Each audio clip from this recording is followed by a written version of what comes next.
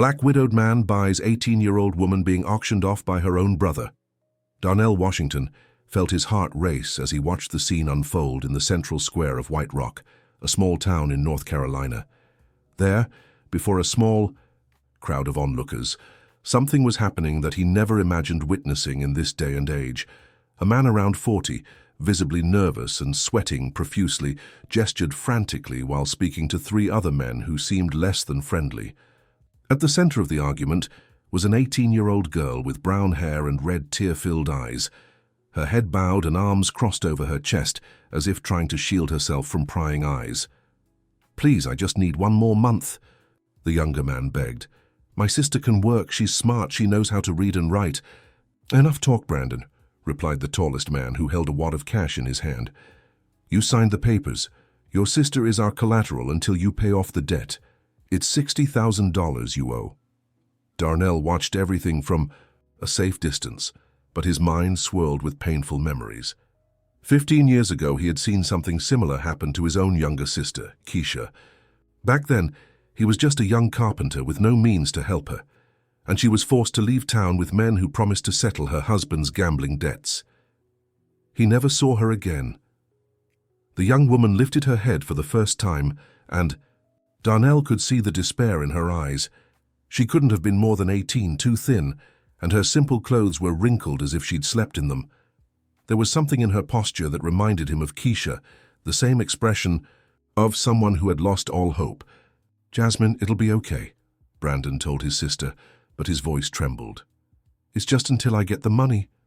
"You said that when you sold our parents' house," Jasmine replied, her voice weak but heavy with bitterness. "You said that when you sold Grandma's furniture. You said that when you sold my books." Darnell's hands shook. Since losing his wife, Leanne, 3 years ago, he had lived only for his work in his small carpentry shop. He was 52, with streaks of gray in his beard, and some savings he had planned to use to renovate the home they shared. But at that moment, seeing that young woman's situation, all of it seemed insignificant. "How much do you want for her?" The words left his throat before he could even think about what he was doing. Everyone turned to him. Darnell was a tall man with broad shoulders shaped by years of hard labor, dark skin, and kind eyes that contrasted with his determined stance. He wore his best clothes, navy dress pants and a white shirt, since he had gone to the bank to handle some business. "Excuse me, what did you say?" asked the man with the money, clearly surprised. "I asked how much you want to settle her debt," Darnell repeated, stepping closer to the group. 60,000, isn't that what I heard?" Jasmine looked up at him, confused and frightened. Darnell could see her weighing whether he was just another opportunist, taking advantage of her vulnerable state. "Listen here, mister," Brandon cut in, trying to position himself between Darnell and the loan sharks. "This is a family matter." "Family?" Darnell looked straight at him, his voice laced with restrained contempt. "A man who uses his own sister as bargaining chips shouldn't talk about family." The lead loan shark, a short, stocky man named Tyrone, sized Darnell up from head to toe. It was clear he was calculating whether this stranger really had the means to pay. The amount. "Do you have that kind of money?" asked Tyrone skeptically. Darnell took his phone from his pocket and made a quick call to his bank manager. After a few minutes of conversation, he confirmed he could make an immediate transfer of $60,000, practically all his life savings from years of honest work. Jasmine stared at him as if seeing a ghost. She couldn't understand why a complete stranger would be willing to spend a fortune to get her out of this situation.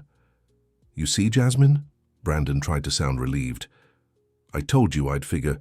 "Sighthoot, you didn't figure out anything," Darnell cut him off sharply. "And let me make one thing very clear.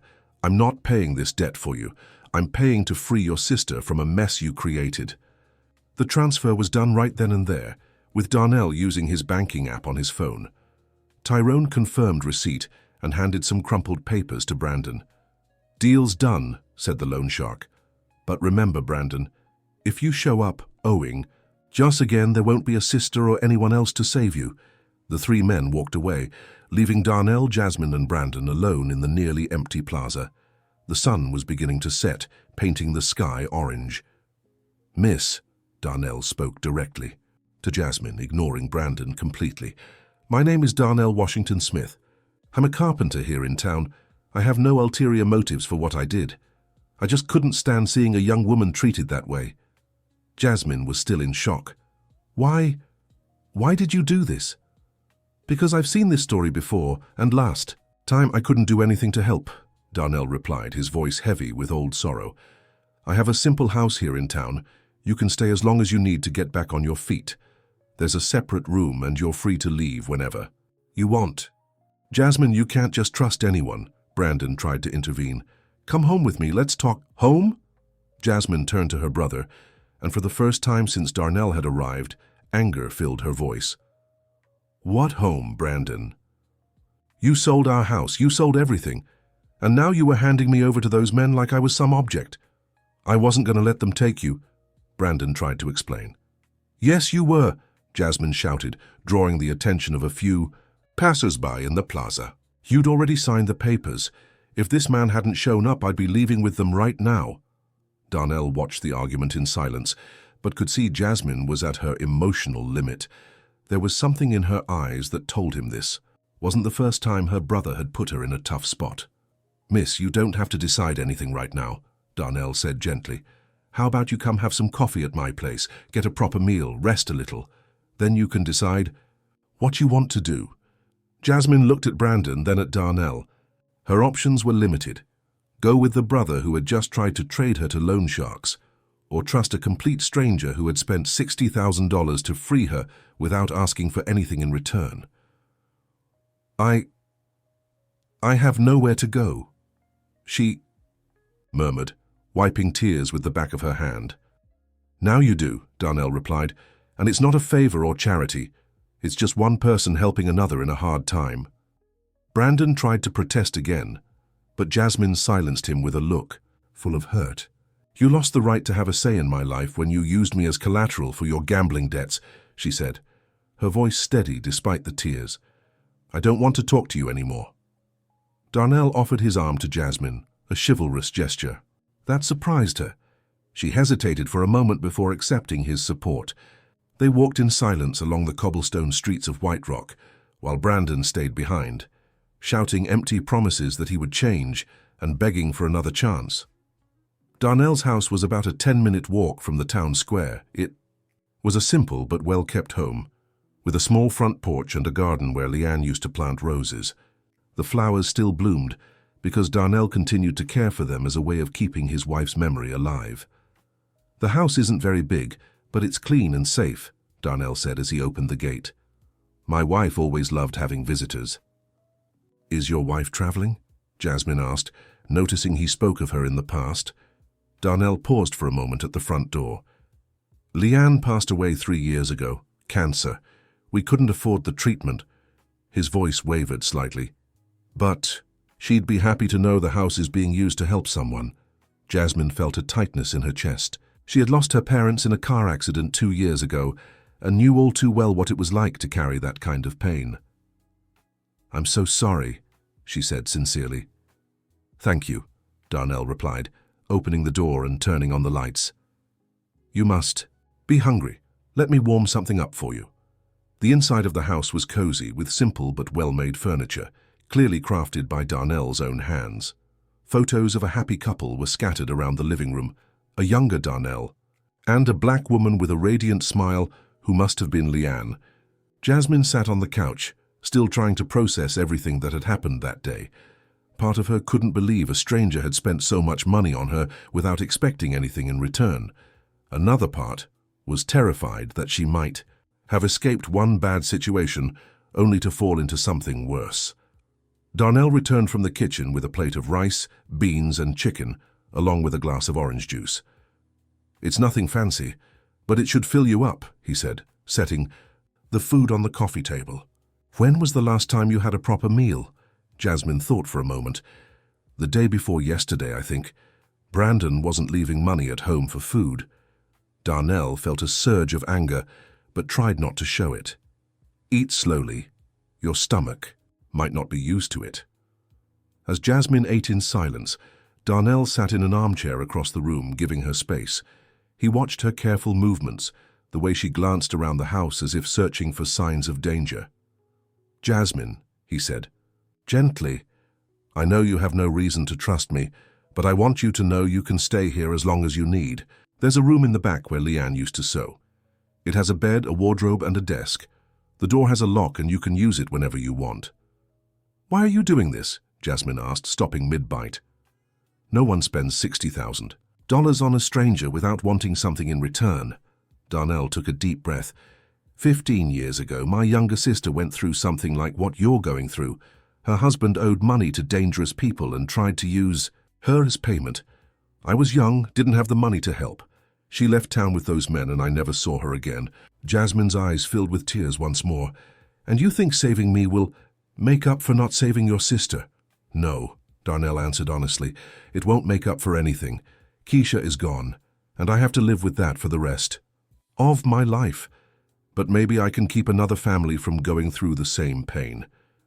Jasmine finished eating and set the plate down. "I don't know how I'll ever pay you back." "You don't owe me anything," Darnell said firmly.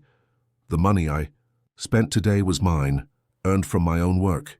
I used it for something I believe was right. You didn't ask to be saved, I chose to help you." "But $60,000, Jasmine murmured. "That must be all you had saved up." Darnell gave a sad smile. "It was. I was saving it to renovate the house, make some repairs Leanne always wanted. But she's not here to see the renovations anymore, and you needed help now." Jasmine abruptly stood from the couch. "I can't accept this. You don't even know me. I could be a terrible person. I could steal from you. "You could," Darnell agreed calmly. "But I choose to trust you anyway. Just like I'm asking you to trust me." At that moment, there was a knock at the front door. Darnell stood to answer it, and Jasmine could hear Brandon's voice outside. "Darnell, open up, please. I need to talk to my sister." "He won't give up," Jasmine said, shrinking into the couch. "Do you want to talk to him?" Darnell asked. No, not today. I can't face him after what happened." Darnell nodded and went to the door. He opened it just a crack, leaving the security chain in place. "She doesn't want to talk to you right now, Brandon." "Man, she's my sister. You can't keep me from talking to her." "I can because I'm respecting her choice," Darnell replied. "When she wants to talk to you, she'll reach out." "You don't understand." Brandon sounded desperate. "I had no choice. They were going to break my legs. They were going to hurt me." "So you thought it was okay to put your underage sister in danger?" Darnell asked, his voice thick with contempt. "I was going to fix it. I always fix things." "Brandon," Darnell said, his patience wearing thin. "Leave. Now. Jasmine is staying here tonight, and tomorrow she'll decide what she wants to do. Respect her decision." "I'm not leaving without talking to her." Darnell closed the door and locked it completely. He returned to the living room, where Jasmine was curled up on the couch, her hands covering her face. "He's going to stay out there all night," she said, her voice muffled. "He always does this when he doesn't get his way." "Then we'll ignore him," Darnell said. "Do you want me to show you the room?" Jasmine nodded and followed Darnell down the hall to a small bedroom at the back of the house. It was a cozy space, with pale yellow walls, a single bed covered in a floral quilt, an old wardrobe, and a wooden desk near the window. "Leanne spent the last months of her life in this room," Darnell explained softly. "She said she liked the view from the window. You can see the backyard and the neighbors' trees." Jasmine walked to the window and looked outside. It was a simple but peaceful view. A small yard with a few chickens pecking at the ground, and a large mango tree stretching its branches over the fence. "It's nice," she said, and for the first time since they'd met, Darnell saw the faintest hint of a smile on her face. "The desk drawer has some paper and pens in case you want to write something," Darnell said. "And Leanne's clothes are in the wardrobe. You two are about the same size. You can wear whatever you'd like." Jasmine turned to him surprised. "Are you sure? Won't it be painful for you?" Darnell thought for a moment. Leanne always said there was no point in saving nice clothes for special occasions that might never come. She'd be happy knowing her things are helping someone in need. Outside, they could still hear Brandon pounding on the door and shouting Jasmine's name. She flinched with every yell. "Will he stay out there all night?" she asked, worried. "He might, but it won't do him any good," Darnell replied. "The door has 2 locks and a chain. and if he makes too much noise, the neighbors will complain. Brandon will get tired and leave.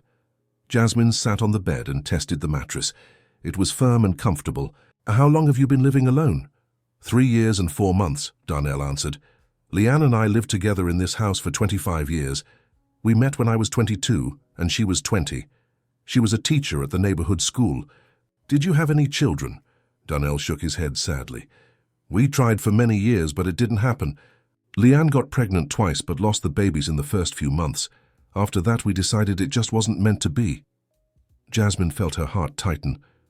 I'm so sorry. Thank you, Darnell said. Leanne always said maybe we were meant to care for others, not just our own children. She helped so many kids at school, staying after hours to teach those who struggled. She sounds like a special person. She was, Darnell smiled, but his eyes grew moist. Funny how life works. Leanne spent the last 3 years of her life telling me I needed to learn to care for someone again, that I couldn't just live for work. I think she'd be happy to know I'm trying to help you. Brandon had stopped yelling, but they could still hear his footsteps on the front porch. He'll leave soon, Darnell said. He'll be angry for a few hours, then show up tomorrow, apologizing and making promises he won't keep. How do you know? Because I've seen this kind of behavior before, Darnell explained. Keisha also had a husband who made empty promises. There was always an excuse, always a, this is the last time, until one day it wasn't. Jasmine opened the closet and saw several carefully organized clothes, floral dresses, colorful blouses, full skirts, all very feminine and delicate. Your wife had good taste, she remarked, lightly touching a blue dress. Leanne loved bright colors, Darnell said. She always said life was hard enough without wearing sad clothes. Jasmine picked out a simple nightgown and a robe. Can I take a shower? Of course, Darnell replied. The bathroom's right there. Clean towels are in the cabinet, and the shower takes a little while to warm up. Thank you, Jasmine said, and for the first time since they'd met, she looked directly into his eyes. Thank you for everything. I know I don't deserve... Everyone deserves to be treated with dignity, Darnell gently interrupted. Don't let anyone tell you otherwise. Dear listener, if you're enjoying the story, take a moment to like and especially subscribe to the channel. It really helps those of us just starting out. Now continuing.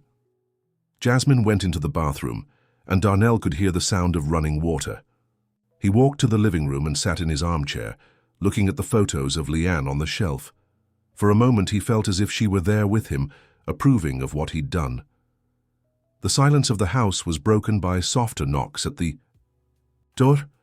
Darnell got up to check. Brandon was sitting on the porch leaning against the door. Darnell, please, he said, his voice calmer now. I just want to talk to her for 5 minutes. I need to explain. Brandon, do you have any idea what your sister went through today? Darnell asked through the door. She was being offered as collateral for a debt. Do you understand what that means? I wouldn't have let anything happen to her, but you signed the papers, Darnell cut him off. You put her in that position, and from what I gather, it wasn't the first time. Brandon was silent for a few moments. You don't understand how hard it is. I have problems. I need help. Then get real help, Darnell replied. Stop using your sister as a solution to your problems. She's 18, Brandon. 18, she should be studying, dating, thinking about her future, not being used as collateral for your gambling debts. I know I messed up. Knowing you messed, Kerp isn't enough anymore, Darnell said. Jasmine doesn't trust you anymore, and frankly, I wouldn't either. Darnell could hear Brandon sighing on the other side of the door. Where am I going to sleep tonight? I don't know, not my problem. Man, I got nowhere to go. I sold the house. Should have thought about that before you gambled. Away the house money, Darnell replied, no pity in his voice. Jasmine came out of the bathroom wearing Leanne's nightgown and robe. The clothes suited her, making her look younger and more vulnerable than before. Her wet hair framed her face, and Darnell could see how exhausted she was. Is Brandon still out there? She asked. Yeah, but he'll be gone soon, Darnell said. How you feeling? Better, she admitted. The shower helped. And the clothes are really comfortable. Jasmine sat on the couch, tucking her legs into the robe. Darnell, can I ask you something? Sure. Aren't you scared of me? You don't know me. I could be a liar. I could have made everything up. Darnell thought about the question. Jasmine, I saw you being offered as collateral for a debt by your own brother. I saw the despair on your face, the tears, the fear. No one can fake that kind of suffering. But what if I'm lying about other things? Like what? Jasmine hesitated. What if I'm not the innocent victim I seem to be? What if I've done bad things in the past? Darnell leaned forward in his chair. Jasmine, everyone's done bad things in the past, so have I, so did Leanne. What matters isn't who you were, but who you want to become. But you spent so much money on me. I spent money doing what I thought was right, Darnell corrected her. If you decide to disappoint me tomorrow, that'll be a shame, but it won't change the fact that today I did the right thing. Jasmine stayed silent for a few minutes, taking in his words. Outside, they finally stopped hearing Brandon's footsteps. Guess he's gone, Darnell remarked. He'll be back tomorrow, Jasmine said with certainty. He'll show up early, sober and full of regret, crying and begging for forgiveness. He'll promise he's changed, that he got a job, that he'll take care of me right. And you'll believe him? Jasmine shook her head. No, not this time. He's done this too many times before. When he sold our grandma's furniture, when he sold the house, when he sold my school books. Always the same excuse, always promising it was the last time. What books did he sell? I was studying for college entrance exams, Jasmine explained, her voice growing sad. Wanted to go to med school. Had all the prep books, spent 2 years studying. One day I came home and they were gone. Brandon said he needed the money to pay off a small debt, that he'd buy them back the next week. Did he? Of course not, Jasmine laughed bitterly. The next week the book money was already gambled away at Joey's bar. Darnell felt a tightness in his chest. You still want to go to med school? I did, Jasmine sighed. But I missed the application deadline for this year, and I don't have money to buy the books again, let alone pay for prep classes. The exam's only once a year. No, there's the NM at the end of the year too, but I didn't. Finish high school properly. After our parents died, I had to work to help out, so I studied at night. Not sure I've got enough foundation to pass. Darnell grew thoughtful. How old are you exactly, Jasmine? 18 and 3 months. Turn 19 in October. You smart? I think so, Jasmine answered, a little unsure.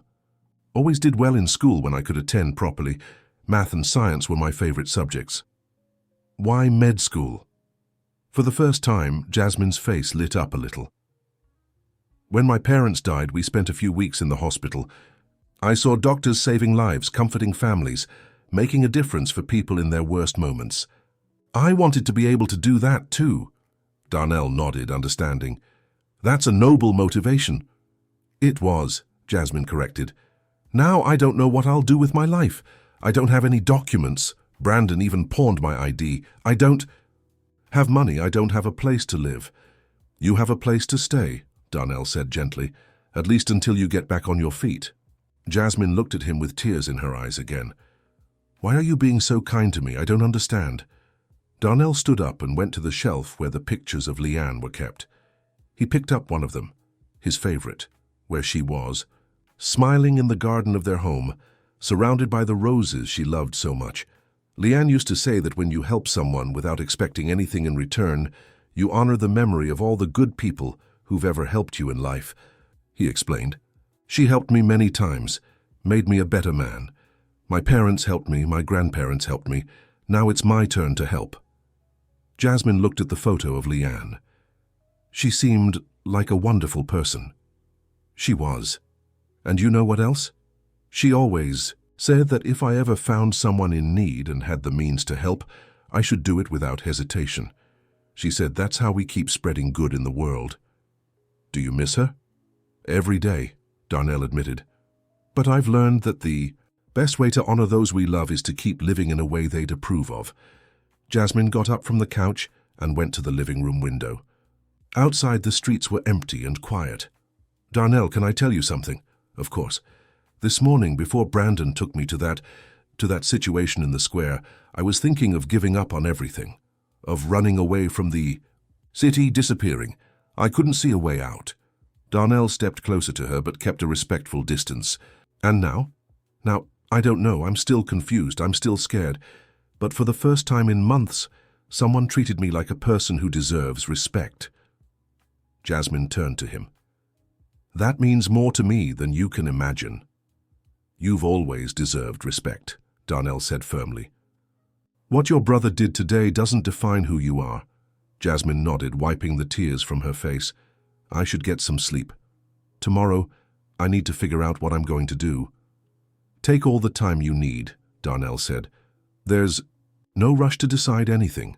Good night, Darnell, and thank you. Thank you for treating me like a human being. Good night, Jasmine. Rest well. Darnell watched Jasmine go into the room and close the door. He heard the sound of the key turning in the lock, but wasn't offended. It was only natural she'd want to feel safe. He went to his own bedroom, but took a long time to fall asleep. He kept thinking about Leanne, wondering what she'd say about the situation. He also thought about Keisha, his lost sister, and wondered where she might be now, if she was okay, if she'd managed to escape the men who took her. In the back room, Jasmine was also awake. Lying in Leanne's bed, staring at the ceiling, she tried to process everything that had happened that day. For the first time in months, she was sleeping in a clean bed, wearing comfortable clothes, without fear of someone coming into the room at night. But the distrust was still there. Men who seemed kind at first could turn out to be dangerous later. She'd learned that the hard way. The next morning, Darnell woke up early as always. It had been his routine for decades, up at 5 in the morning. A simple cup of coffee, checking that everything in the house was in order, then heading to the wood shop. But that morning everything was different. First, there was someone else in the house. Second, this person was there because he had spent all his savings to save her from a terrible situation. And third, he had no idea how to handle it. Darnell made coffee for 2 and toasted some bread. He put everything on a tray and lightly knocked on Jasmine's bedroom door. Jasmine, I brought breakfast. It took a few minutes for her to open the door. She was wearing one of Leanne's dresses, a light blue one with small white flowers that looked perfect on her. Good morning, she said, still with a cautious expression. Good morning. How did you sleep? Better than I expected, Jasmine admitted. It's a very comfortable bed. They had coffee in the living room in a silence that wasn't entirely uncomfortable. Darnell watched Jasmine eat, noticing she ate slowly, like someone who had gone hungry recently. Jasmine, he said after she finished, I'll be heading to the wood shop in a few minutes. You can stay here as long as you like. Go out if you want. Do whatever you need. Just one thing. If Brandon shows up and you don't want to talk, to him don't open the door. He doesn't have a key and can't come in. Where's your wood shop? 2 blocks from here on the Church Street. If you need anything, you can go there. Anyone on the street knows where it is. Jasmine nodded. Darnell, what do you expect from me? The question caught him off guard. What do you mean? You spent a lot of money on me. You're giving me food, a place to stay, clothes. What do you want in return? Darnell thought carefully before answering. I hope you recover from what happened yesterday. I hope you rest, eat well, and have time to think about what you want to do with your life. And when you're ready, I hope you go after your dreams. That's it? That's it. Jasmine studied his face, looking for signs of lies or hidden motives. You're a very strange man, Darnell. Why? Because no one does this, without wanting something in return. Darnell got up and went to the sink to wash the coffee cups. Jasmine, when Leanne was sick, a lot of people helped us without asking for anything in return. Mrs. Dorothy, our neighbor, brought food every day. Mr. Joseph from the pharmacy didn't charge for some medicines. The pastor at the church organized a fundraiser to help with hospital costs. And what did they want in return? Nothing, Darnell turned to her. They wanted to help because it was the right thing to do, and now it's my turn to do the right thing. Just then, there was a knock at the door. Darnell and Jasmine exchanged glances. Must be Brandon, he said. Jasmine, open up. I need to talk to you. Brandon's voice came from outside, filled with desperation. Jasmine shrank back in her chair. I don't want to talk to him right now. Then you won't, Darnell said, walking to the door. He opened it just a crack. Good morning, Brandon. Darnell, I need to talk to my sister. It's important. She doesn't want to talk to you still. But I found a solution. Brandon sounded excited. I got a job. I'm going to work at Tony's butcher shop. Now I can take care of Jasmine properly." Darnell looked at Jasmine, who shook her head vigorously. "Brandon, she doesn't want to talk to you right now," Darnell repeated. "Let me in for just 5 minutes, just to explain." "No. Man, she's my sister. You can't keep me from seeing her." "Yes, I can, because I'm respecting her wishes." Darnell started closing the door. "Jasmine," Brandon shouted, "I know you're there. Please, forgive me. I know I messed up, but I'll fix everything." Jasmine got up from the chair, went to the door and spoke through it. "Brandon, leave me alone, at least for today. I can't talk to you right now." "Jasmine, please, I love you. You're all I have left after our parents died. If you really loved me, you never would have put me in that situation yesterday," Jasmine replied, her voice growing firmer. "Shasim, if you loved me, you would have gotten that job before using me as collateral for your debt. I was desperate. They were going to hurt me." "And that made it okay to hand me over to them?" Jasmine shouted back. "You thought I deserved to suffer in your place?" Darnell could hear Brandon crying on the other side of the door. "Jasmine, give me a chance, one last chance." "You've had dozens of chances," Jasmine replied. "When you sold Grandma's furniture, when you sold our house, when you sold my books.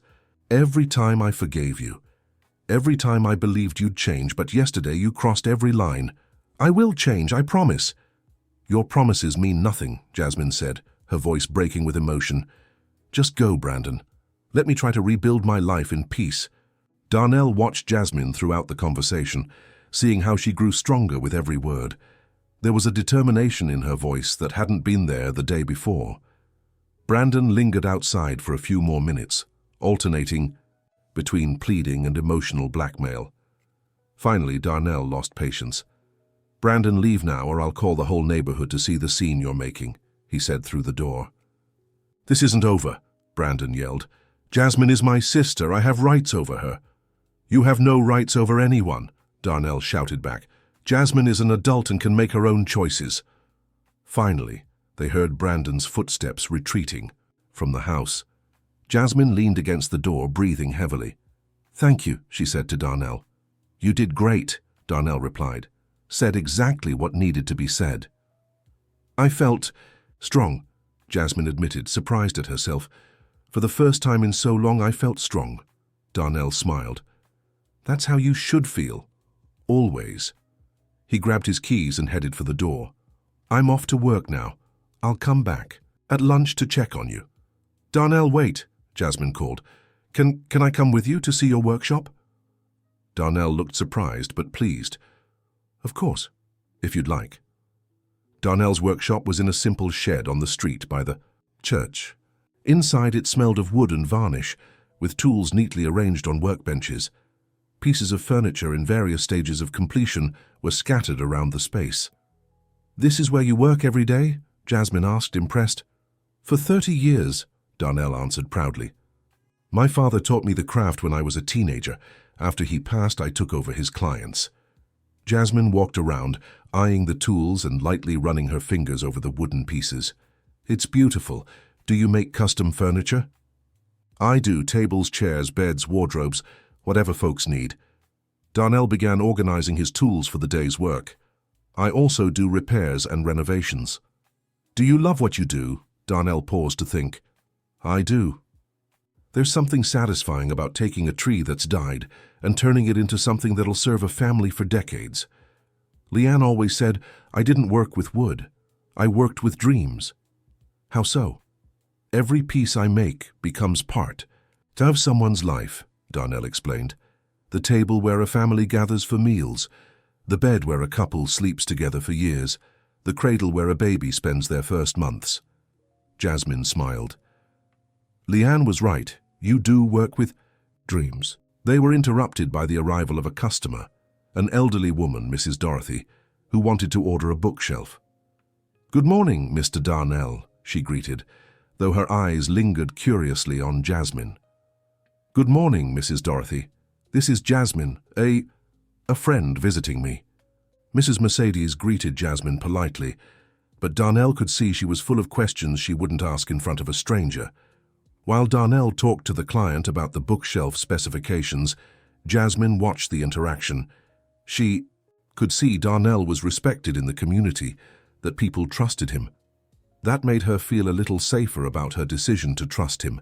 Dear listener, if you're enjoying the story, take a moment to like and especially subscribe to the channel.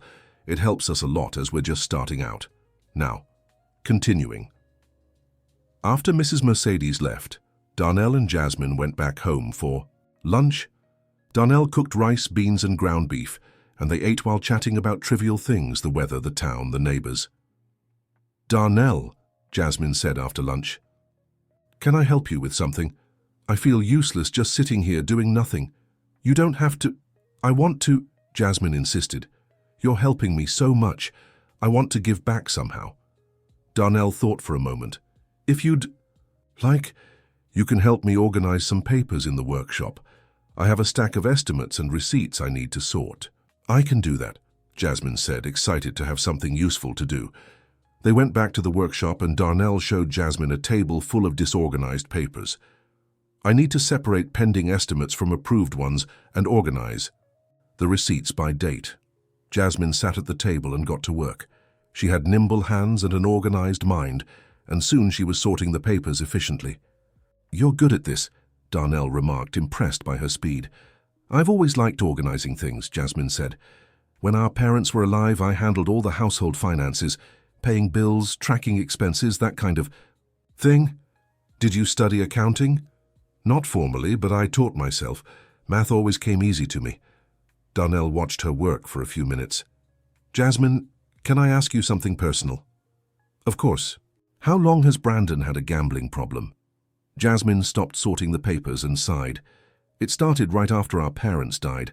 I think it was his way of coping with the pain. At first it was small bets at the bar with friends. Then it got more serious. Did you try to help him? I tried, Jasmine said sadly. I talked to him so many times, begged him to get help. Even tried hiding his money. But he always found a way to bet on something. And you never thought about leaving before yesterday? Jasmine took a while to answer. I did, many times. But he's my brother, you know. He's the only family I have left. And he always managed to convince me to stay, always promised he'd change. What changed yesterday? Yesterday I saw how far he was willing to go, Jasmine said, her voice hardening. Using his own sister as collateral for a debt? That's unforgivable. Darnell nodded in understanding. You made the right decision. I hope so, Jasmine murmured. Sometimes I feel guilty for leaving him, but you didn't leave. Him? Darnell interrupted. You saved yourself. There's a difference. They worked in silence for a few more hours. Jasmine organized all of Darnell's papers, creating a simple but effective system for him to manage his business. Done, she said, showing the result. Pending estimates here, approved ones here, receipts sorted by month in this folder. Darnell looked at her work, impressed. Jasmine, this is fantastic. I'll be able to find any document in seconds. It was easy, Jasmine said, clearly pleased to have been useful. Your business is doing well. I saw from the estimates that you have work lined up for the next 3 months. It's a good time for carpenters, Darnell agreed. People are renovating their homes, buying new furniture. Have you ever thought about expanding, hiring? An assistant? Darnell seemed surprised by the question. Never crossed my mind. I've always worked alone. With an assistant, you could take on more orders, and from what I've seen with your prices, you charge less than you should. Your pieces are really high quality. Darnell looked at her with admiration. You really know your business. A little, Jasmine said modestly. I've always been good with numbers and planning. By late afternoon, they returned home. Darnell prepared dinner while Jasmine helped, and for the first time since they'd met, the conversation flowed naturally. Darnell, Jasmine said during dinner, can I ask you something that might be a little personal? Go ahead. Have you ever thought about remarrying after Leanne? Darnell chewed slowly before answering. At first, no. I was too sad, too lost. Then, with time, I thought maybe, but I never met anyone who really interested me. Leanne was very special to you. She was. But it's not just that, Darnell explained. In this small town, everyone's known each other since childhood. The women my age are all married or have their lives settled, and the younger ones, well, that wouldn't be appropriate. Jasmine nodded in understanding. You must feel lonely sometimes. Sometimes, yes, Darnell admitted, but I've learned to live with it, and I have my work, my neighbors, my routine. And now you have a stranger living in your house, Jasmine said with a small smile. Now I have a friend living in my house, Darnell corrected, smiling back. After dinner, they sat in the living room to talk. Darnell showed Jasmine a photo album of him and Leanne, sharing stories about the places they'd visited and the things they'd done together. You two looked really happy, Jasmine remarked, looking at a photo where Darnell and Leanne were embracing by a waterfall. We were, Darnell said. Leanne had this way of finding joy in simple things. A beautiful sunset, a flower blooming in the garden, a song on the radio she liked. Do you feel like you've lost that ability? Darnell thought about the question. A little, but helping you has reminded me how good it feels to make a difference in someone's life. Leanne always said happiness comes from making others' lives a little better. She was right, Jasmine said. You've made my life so much better since yesterday. They talked late into the night, and when Jasmine finally went to her room, they both felt more comfortable with the situation. Darnell was starting to see Jasmine not as a charity case, but as an interesting person he enjoyed talking to, and Jasmine was beginning to trust that Darnell truly had no ulterior motives. On the second day, Jasmine woke up feeling more energetic. She showered, put on another of Leanne's dresses, a yellow one with small daisies, and was already in the kitchen making coffee when Darnell got up. Good morning, she greeted him with a smile. I hope you don't mind. I wanted to return the favor for breakfast yesterday. Of course I don't mind, Darnell replied, surprised but pleased. It's been years since I woke up to the smell of fresh coffee in the house. They drank coffee while talking about their plans for the day. Darnell had some orders to finish, and Jasmine asked if she could help again with organizing. Don't you get tired of sorting papers? Darnell asked. Actually, I enjoy it, Jasmine admitted. It gives me a sense of control, of order. I think I need that in my life right now. In the wood shop, Jasmine continued organizing Darnell's files, but also started watching how he worked. She saw the precision in his movements, the dedication he put into each piece, the care with which he handled the tools that had once been his father's. Darnell, she said during a break, have you ever taught anyone to work with wood? Never, Darnell replied. Why? Interesting. It seems like a craft that should be passed on. My father used to say that too. Darnell smiled sadly. He wanted me to teach my children just like he taught me. You can still teach someone, Jasmine said gently. It doesn't have to be your biological child. Darnell stopped sanding the wood he was working on and looked at her. Are you interested in learning? Me? Jasmine seemed surprised. I don't know, I never thought about it. Is this work for women? The work is for anyone with interest and skill, Darnell replied.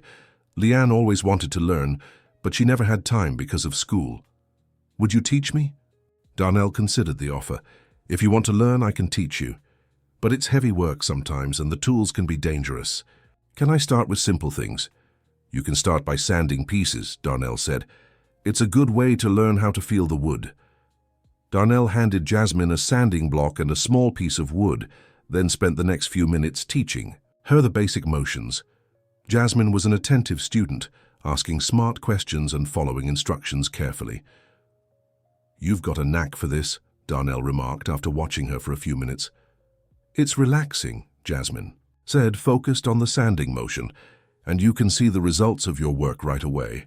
They worked side by side through the morning, Darnell on his orders and Jasmine learning the basics of woodworking.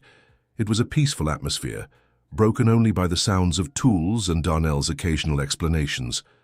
Around noon, they were interrupted by Brandon's arrival. This time he wasn't alone. An older man accompanied him, someone Darnell recognized as Anthony, the butcher shop owner. Darnell, can I talk to you for a minute? Anthony asked politely. Darnell stepped out of the workshop to speak with them, leaving Jasmine working inside. She could hear voices outside but couldn't make out the words. Mr. Darnell, Anthony began. Brandon here told me about his situation. I came to speak to you man to man. What situation? Darnell asked, though he knew exactly what it was about. About Jasmine. She's his sister, sir. Family is family. Darnell looked at Brandon, who hung his head. And it's not right for a stranger to come between siblings, Anthony continued. Brandon got a job at my butcher shop. He can take proper care of his sister now. Anthony, with all due respect, Darnell said, keeping his voice calm. Jasmine is an adult. She decides for herself where she wants to stay. But she's his sister, Anthony insisted. And folks in town are talking. It's not good for her reputation or yours, a single man living with a young woman. Darnell felt a surge of anger, but kept his composure. What folks in town say is neither my problem nor hers. Look, Mr. Darnell, Brandon finally spoke up. I know I messed up bad, but I'm Jasmine's brother. I'm responsible for her. Where was that responsibility yesterday when you were offering her as collateral for a debt? Darnell asked coldly. Brandon lowered his head. I was desperate. I wasn't thinking straight. And what's changed since yesterday? Darnell pressed. Besides getting a job you should have had months ago? I've changed, Brandon said. I saw how wrong I was, how I almost lost the only family I have left. Brandon, Darnell sighed. I understand you regret it, but Jasmine doesn't trust you anymore, and frankly, neither do I. So you're just going to keep her? Anthony asked, disapproval in his voice. I'm going to respect her decision, Darnell replied. If she wants to go with Brandon, she'll go. If she wants to stay, she'll stay. If she wants to go somewhere else, I'll help her get settled. And if she stays, what about her reputation? Anthony insisted. Her reputation will be just fine because we're not doing anything wrong, Darnell said firmly. Jasmine is in my home as my guest. She has her own room, her own key. Anyone who wants to imagine something different has a dirty mind. Brandon looked toward the workshop. Can I talk to her? You can try, Darnell said. But if she says no, you respect it and leave. They entered the wood shop where Jasmine was focused on sanding a piece of wood.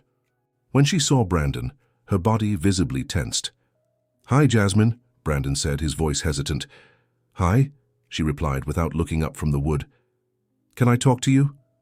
Jasmine stopped sanding and glanced at Darnell, as if asking for permission. He nodded. You can speak, she told Brandon, but her voice was tight.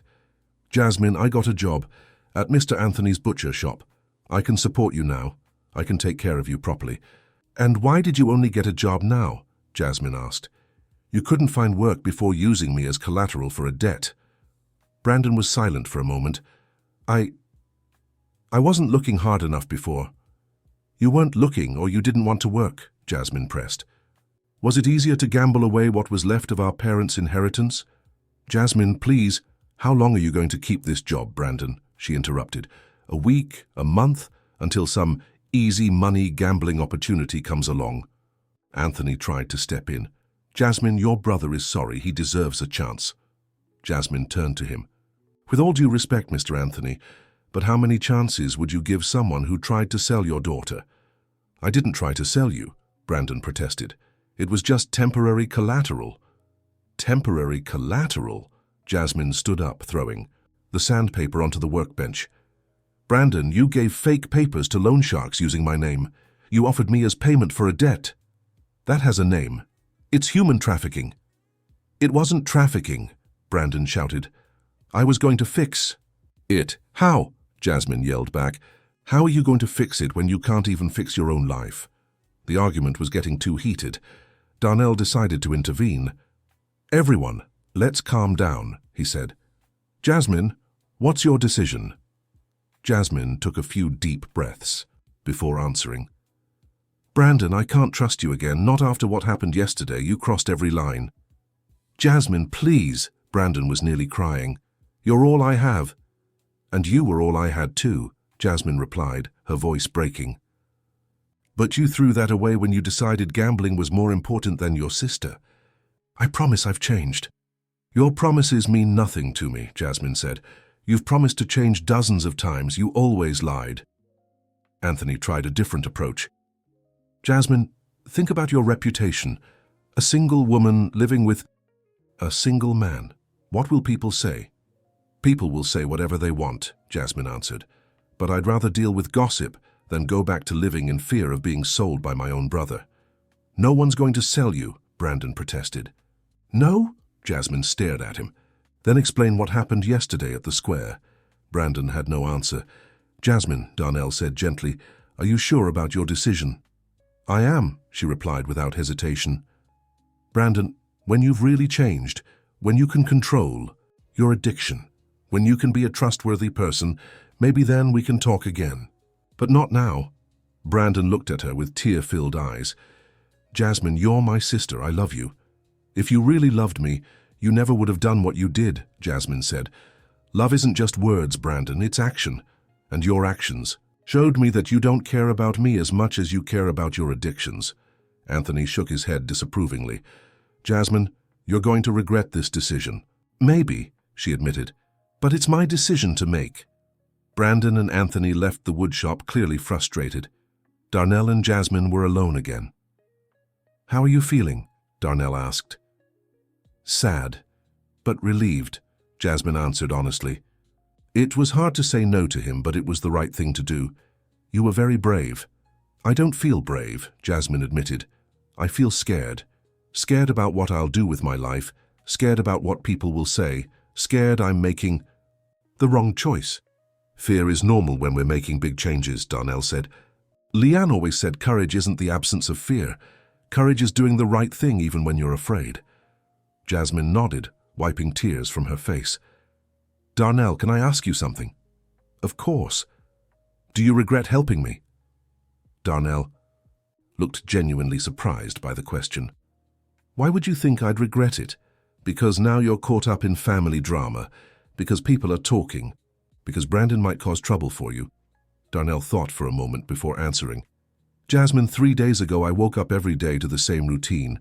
Work, home, sleep, repeat. I had no purpose beyond keeping my woodshop running. Now, I have someone to talk to, someone who needs my help, someone showing me I can still make a difference in another person's life. So you don't regret it? Not one bit, Darnell said firmly. And you can be sure, if Brandon brings trouble, we'll handle it together. Jasmine smiled for the first time since Brandon had arrived. Thank you. Now come here, I'll teach you how to use the plane. They spent the rest of the afternoon working together, and Darnell could see Jasmine was developing a real passion for woodworking. Her hands were skilled, and she had a natural instinct for understanding how the wood wanted to be shaped. You've got a talent for this, Darnell remarked, watching Jasmine handle the plane with care and confidence. It's more satisfying than I imagined, Jasmine replied. There's something almost meditative about the process. Leanne used to say the same thing when she watched me work, Darnell smiled. She said I looked zen. I can see why. It's like the rest of the world disappears when you're focused on the wood.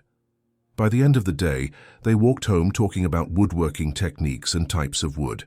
Jasmine was excited, asking questions about tools and future projects. Darnell, she said over dinner, can I suggest something? Sure. What if I officially helped you in the woodshop, not just organizing papers, but really learning the craft, in exchange for room and board? Darnell stopped eating and looked at her. You really want to learn woodworking? I do, Jasmine said eagerly. And you mentioned you were thinking of expanding. With an assistant, you could take on more orders.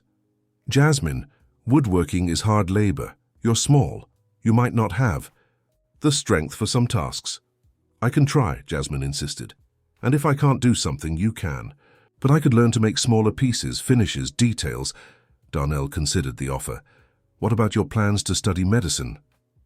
Jasmine was quiet for a moment. Darnell, being a doctor was always my dream, but maybe it's not. The only way to help people. You help people too, creating furniture that becomes part of their lives. It's not the same as saving lives. No, Jasmine agreed.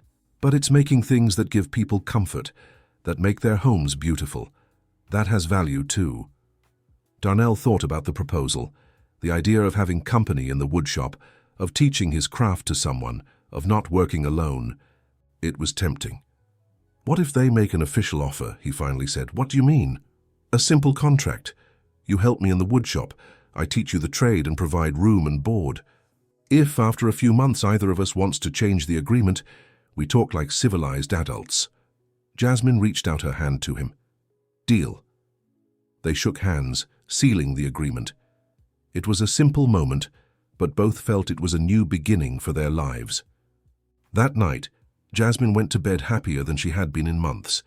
For the first time since her parents' death, she had a future to look forward to, something to do that gave her purpose. Darnell also went to sleep satisfied. The house was no longer silent, no longer empty. He had purpose again, teaching someone, caring for someone, making a difference in another person's life. But not everything would be simple. The next day, Darnell woke to insistent knocking at the door. It was very early, still not fully daylight. When he opened the door, he found Tyrone, the loan shark, accompanied by 2 other men.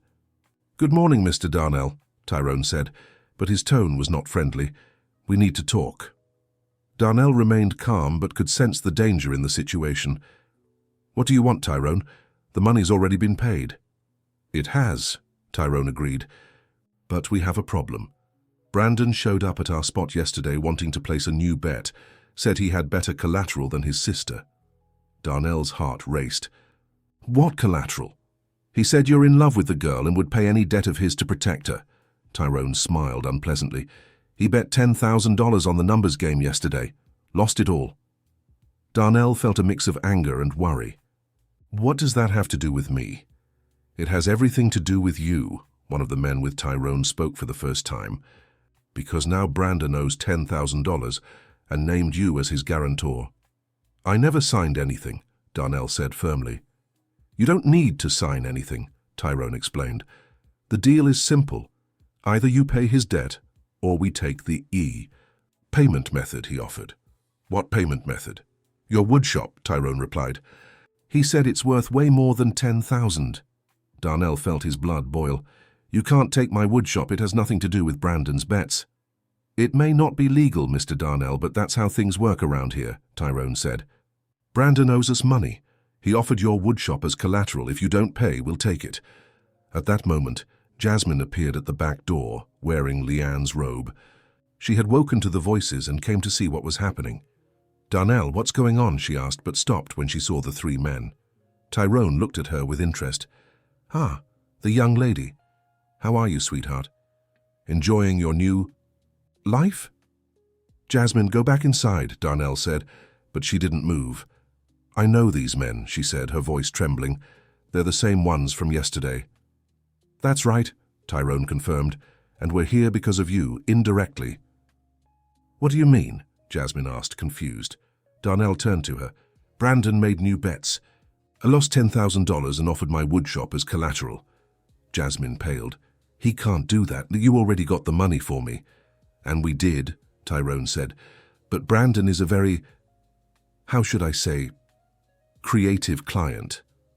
Always finds new ways to owe us." "You can't take bets from someone who clearly has problems," Jasmine said, her voice growing firmer. "That's exploiting a vulnerable person." One of the men laughed. "Little lady, no one forced your brother to bet. He came to us." "Listen carefully," Darnell said, his patience wearing thin. "I'm not paying Brandon's bets, and you're not touching my woodshop. I have nothing to do with his problems." "Oh, but you do," Tyrone replied, "because you're the one who took away his safety net.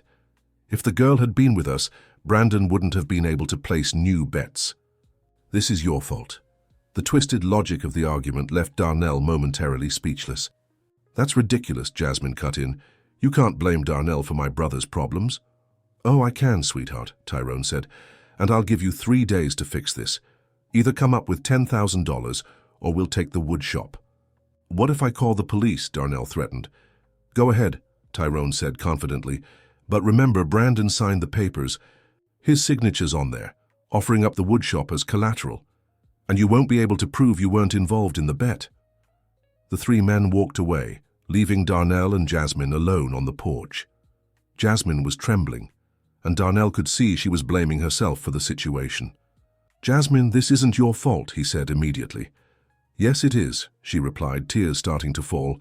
"If I'd gone with Brandon yesterday, if I'd given in to his blackmail, none of this would be happening." "Jasmine, listen to me," Darnell said gently, holding her shoulders. "None of this is your fault. Brandon's a grown man responsible for his own choices. He chose to gamble. He chose to put my woodshop up as collateral. But they're right, Jasmine cried. If I'd been with them, Brandon wouldn't have been able to place more bets. And you'd be suffering in his place, Darnell countered. That doesn't solve anything. It just shifts the pain to someone else. They went inside and sat in the living room. Jasmine was visibly shaken, and Darnell was trying to think of a solution. Darnell, do you have $10,000 saved? Up? She asked. No, he admitted. I spent almost all my savings getting you out of that mess yesterday. So we're going to lose the woodshop? Jasmine asked, desperation clear in her voice. We're not losing anything, Darnell said firmly. I'll talk to a lawyer. They can't just take my woodshop because Brandon made bets. Darnell, you don't understand how these people operate, Jasmine said. They don't care about the law. If they want your woodshop, they'll take it. Then what do you suggest? Jasmine stayed silent for a few minutes, clearly wrestling with a difficult decision. I'll go with them. What? Darnell stood up abruptly. Don't even think about it. It's the only way to fix this without you losing everything you've built, Jasmine explained. I'll go with them, work to pay off Brandon's debt, and you keep your woodshop. Jasmine, you're talking about handing yourself over to loan sharks, Darnell said, horrified. Do you understand what that means? I do, she replied, her voice steady despite the tears. But I also understand you've already lost too much because of me. I can't let you lose your woodshop too. You're not going anywhere, Darnell said firmly. We'll find another way. What other way? Jasmine asked. Darnell, you don't have $10,000, I have nothing, and those men won't wait long. Darnell paced the room, thinking. I could try getting a loan from the bank. With what collateral? Jasmine asked. Didn't you already mortgage something to help me yesterday? No, but Darnell, be realistic, Jasmine interrupted. You won't get $10,000 in 3 days. The only way out is for me to go with them. I won't let that happen, Darnell said firmly. I'd rather lose the woodshop. And how will you live without it? Jasmine asked. It's your job, your income, your whole life. Darnell stopped pacing and looked at her. Jasmine, do you understand what you're suggesting? You're saying you should sacrifice yourself to save my business. I'm saying I've already caused you too much trouble, Jasmine replied. If I bow out, the problems end. The problems don't end, they just shift elsewhere, Darnell said. And I can't live knowing you're suffering because of me. It's not because of you, Jasmine shouted.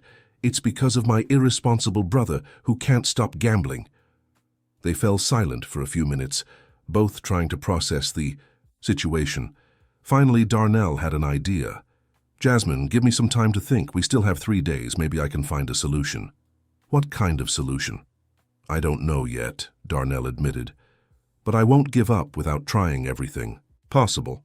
Jasmine nodded, but he could see she wasn't convinced. All right. But Darnell, promise me one thing. If we can't fix this, you'll let me go with them. I can't bear the guilt of ruining your life too. Darnell didn't want to make that promise, but he could see the desperation in her eyes. Let's only think about that if there's truly no other way. They drank their coffee in silence, both lost in thought. The atmosphere in the house had completely changed. Where there had once been hope and new beginnings, there was now tension and fear. Darnell, Jasmine finally said, can I ask you something? Of course. Do you regret helping me? Now that, it might cost you your woodshop? Darnell stopped eating and looked her straight in the eyes. Jasmine, if I'd known helping you would bring all this trouble, I'd still do the same thing. Why? Because it was the right thing to do, Darnell answered, and because you're worth more than any woodshop or money I could ever have. Jasmine felt her eyes fill with tears again. No one's ever said anything like that to me. Then, it's time you started hearing it, Darnell said gently. After coffee, they went to the woodshop as usual, but both were distracted. Darnell tried to work, but his mind was busy searching for a solution. Jasmine mechanically organized papers, clearly worried. Around noon, they had an unexpected visitor. It was Father Michael, the local parish priest, an elderly man with white hair and kind eyes. Good morning, my son, he greeted Darnell. I heard you're going through some difficulties. Father Michael, Darnell replied respectfully. How did you know? In a small town, news travels fast, the priest said sadly. I heard about the Situation with Brandon and the loan sharks? Jasmine approached, curious about the priest. This is Jasmine, Darnell introduced her. Jasmine, this is Father Michael, the town's parish priest. Pleased to meet you, my child, the priest said, kindly. I'm so sorry for the trouble you're facing. Thank you, Father, Jasmine replied. Darnell, may I speak with you privately? The priest asked. They stepped outside the workshop, leaving Jasmine alone inside. Darnell expected the priest to offer moral advice, but he was surprised. My son, I heard Brandon put up your woodshop as collateral for a bet, the priest said directly. It's true, Darnell confirmed. And now the loan sharks want me to pay his debt or they'll take the woodshop. $10,000, isn't it? Yes. The priest grew thoughtful for a moment. Darnell, do you know Mrs. Grace, the lady who always sits in the third pew at church? I do, Darnell answered, confused about where this was going. She came to me last week with a problem. Her son, who lives in Chicago, wants her to move there, but she doesn't want to leave the town she's spent her whole life in. What does that have to do with my situation? She wants to commission a small cottage in her backyard, the priest explained, so she can stay independent but close to her son when he visits. She's willing to pay $15,000 for the job. Darnell perked up for the first time that day. $15,000. She's had the money saved since she sold some land, Father Michael confirmed, and she's looking for a trustworthy carpenter to do the job. Father, that would solve my problem, Darnell said hopefully. I know, the priest smiled. That's why I came to talk to you. But there's an issue. She wants the work started next week and finished in 2 months. Darnell thought quickly. It's a tight deadline, but it's doable. There's another problem too, Father Michael continued. She only wants to pay when the job is done. No upfront payment. Darnell's hope faded. Then it doesn't fix my immediate situation. Not directly, the priest agreed. But I spoke to her about your circumstances. She's willing to give an advance of $12,000 if you can find someone to guarantee the work will be completed. What kind of guarantee? Someone who vouches for you, who ensures that if anything happens, the money will be repaid, Father Michael explained. Darnell thought about the people he knew in town. He didn't have many close friends, and he wasn't comfortable asking anyone to be his guarantor. I can be your guarantee, the priest said calmly. Father? Darnell looked at him surprised. I've known you for many years, Darnell. I know you're an honest, hard-working man. If you take the job, I'll vouch to Mrs. Grace that it'll be done well. Darnell felt a mix of gratitude and worry. Father, if anything goes wrong, you'll be responsible for $12,000. It won't go wrong, Father Michael said confidently. And even if it did, there are things more important than money. Like what? Like stopping an innocent young woman from being handed over to loan sharks, the priest replied. Because that's what'll happen if we don't solve your problem, isn't it? Darnell lowered his head. Jasmine offered to go with them to save my carpentry shop. I figured, the priest sighed. She's a brave girl, but we can't allow that. Father, are you sure you want to get involved in this? My son, my mission is to help people in difficult times, Father Michael answered. This is clearly a difficult time. Darnell felt a weight lift off his shoulders. How do we do this? We'll go to Mrs. Grace's house right now, the priest said. She's waiting for an answer. They went back into the carpentry shop where Jasmine was anxiously waiting for news. What happened? She asked immediately. Darnell explained the priest's proposal. Jasmine fell silent, processing the information. $12,000? She finally asked. It's more than enough to pay Brandon and still leave some left over, Darnell confirmed. But what if something goes wrong? What if you can't finish the job? The priest will owe $12,000 because of us. It won't go wrong, Darnell said firmly. And even if it did, it'd still be better than letting you go with the loan sharks. Jasmine looked at the priest. Father, are you sure you want to do this? You don't know me. You don't know if you can trust me. My child, Father Michael said gently. I've known Darnell for years. If he believes in you, so do I. But, Jasmine, Darnell interrupted, accept this help. It's our chance to fix everything without anyone getting hurt. Jasmine nodded slowly. All right, but I'll work twice as hard in the shop to help you finish this project on time. We'll work together, Darnell corrected, as a team. They went to Mrs. Grace's house.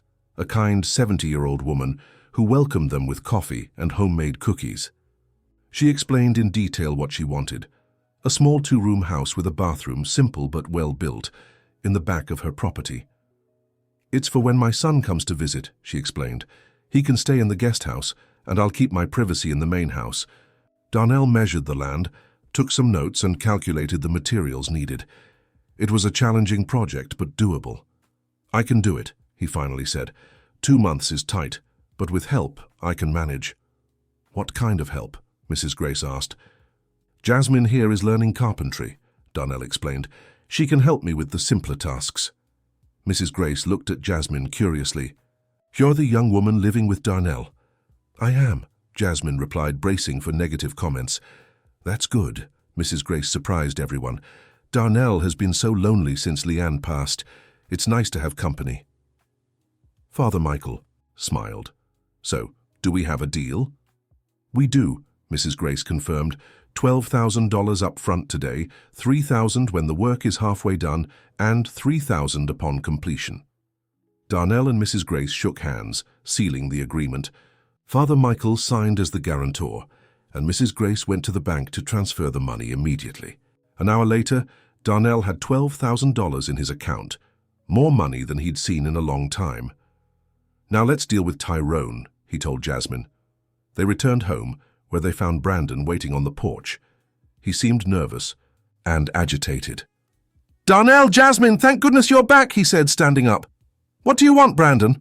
Jasmine asked coldly. "I want to talk about the situation with Tyrone," Brandon said. "I know you must be worried." "Worried?" Darnell cut in, his voice tight with restrained anger. "Brandon, you put my carpentry shop up as collateral for a bet. Of course we're worried." "Calm down, man," Brandon tried to explain. "It was just a strategic move. I was sure I'd win." "Sure," Jasmine shouted. "Brandon, you never win. You always lose. How could you be sure of anything?" "This time was different," Brandon insisted. "The guy gave me a sure tip on the numbers game. It was a guaranteed bet." "A sure tip?"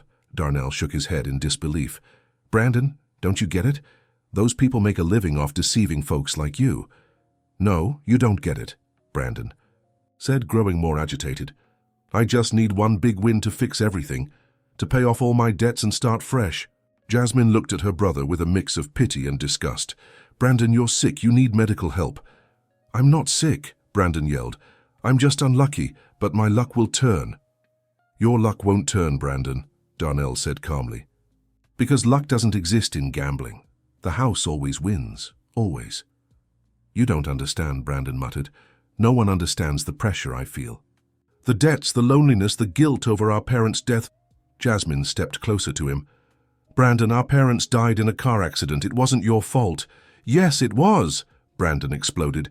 "They were coming to pick me up from a friend's house because I drank too much.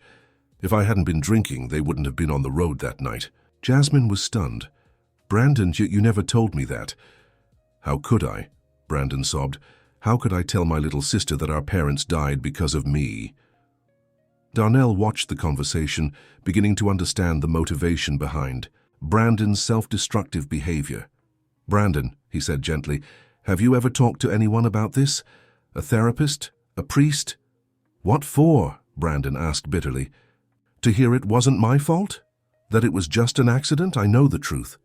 "The truth is our parents chose to pick you up because they loved you," Jasmine said, tears streaming down her face. "They would have done it 1,000 times if they had to. But they died, Jasmine," Brandon replied. "And it was because of me." "And that's why you're trying to destroy yourself?" Darnell asked. "Gambling, drinking, making worse and worse. Choices?" "I deserve to suffer," Brandon said simply. Jasmine moved even closer to her brother. "Brandon, our parents wouldn't want you to destroy yourself because of them. They'd want you to live well, to take care of me, to be happy. How can I be happy knowing they died because of me?" "By being someone who honors their memory," Darnell replied. "By taking care of the family you have left, working honestly, building a life they'd approve of." Brandon stayed silent for a few minutes, processing the words. "I don't know how to stop," he finally said. "The addiction is stronger than me." "There are support groups," Father Michael said, appearing. At the backyard entrance. I apologize for interrupting, but I overheard part of the conversation. Everyone turned to the priest, who approached with his usual gentle expression.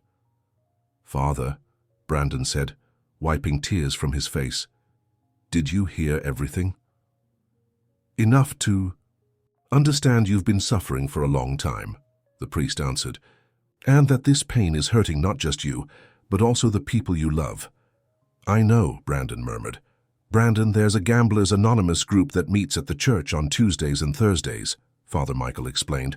They're people who've been through the same thing you're going through. Do you think it could help? I can't promise anything, the priest said honestly, but I know you won't be able to fix this alone. You need help.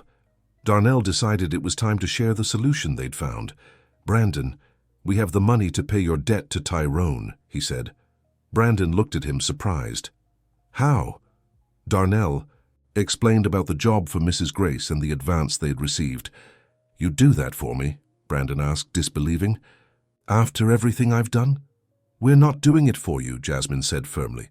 We're doing it so you don't destroy anyone else besides yourself. Jasmine's right, Darnell agreed. We'll pay your debt, but on one condition. You get real help. You go to the meetings the priest mentioned. You stop gambling. You get a real job. What if I can't stop? Then you stay away from us, Jasmine said, her voice firm but sad.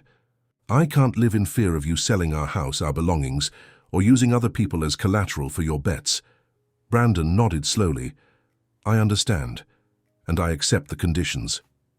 Brandon, the priest said, the first meeting is tomorrow night. Would you like me to go with you? You'd do that? Of course, Father Michael smiled. We all need support in tough times. That afternoon, Darnell and Jasmine went to the place where Tyrone usually hung out, a bar on the outskirts of town. They found him playing cards with other men. Mr. Darnell, Tyrone said when he saw them arrive, here to pay Brandon's debt?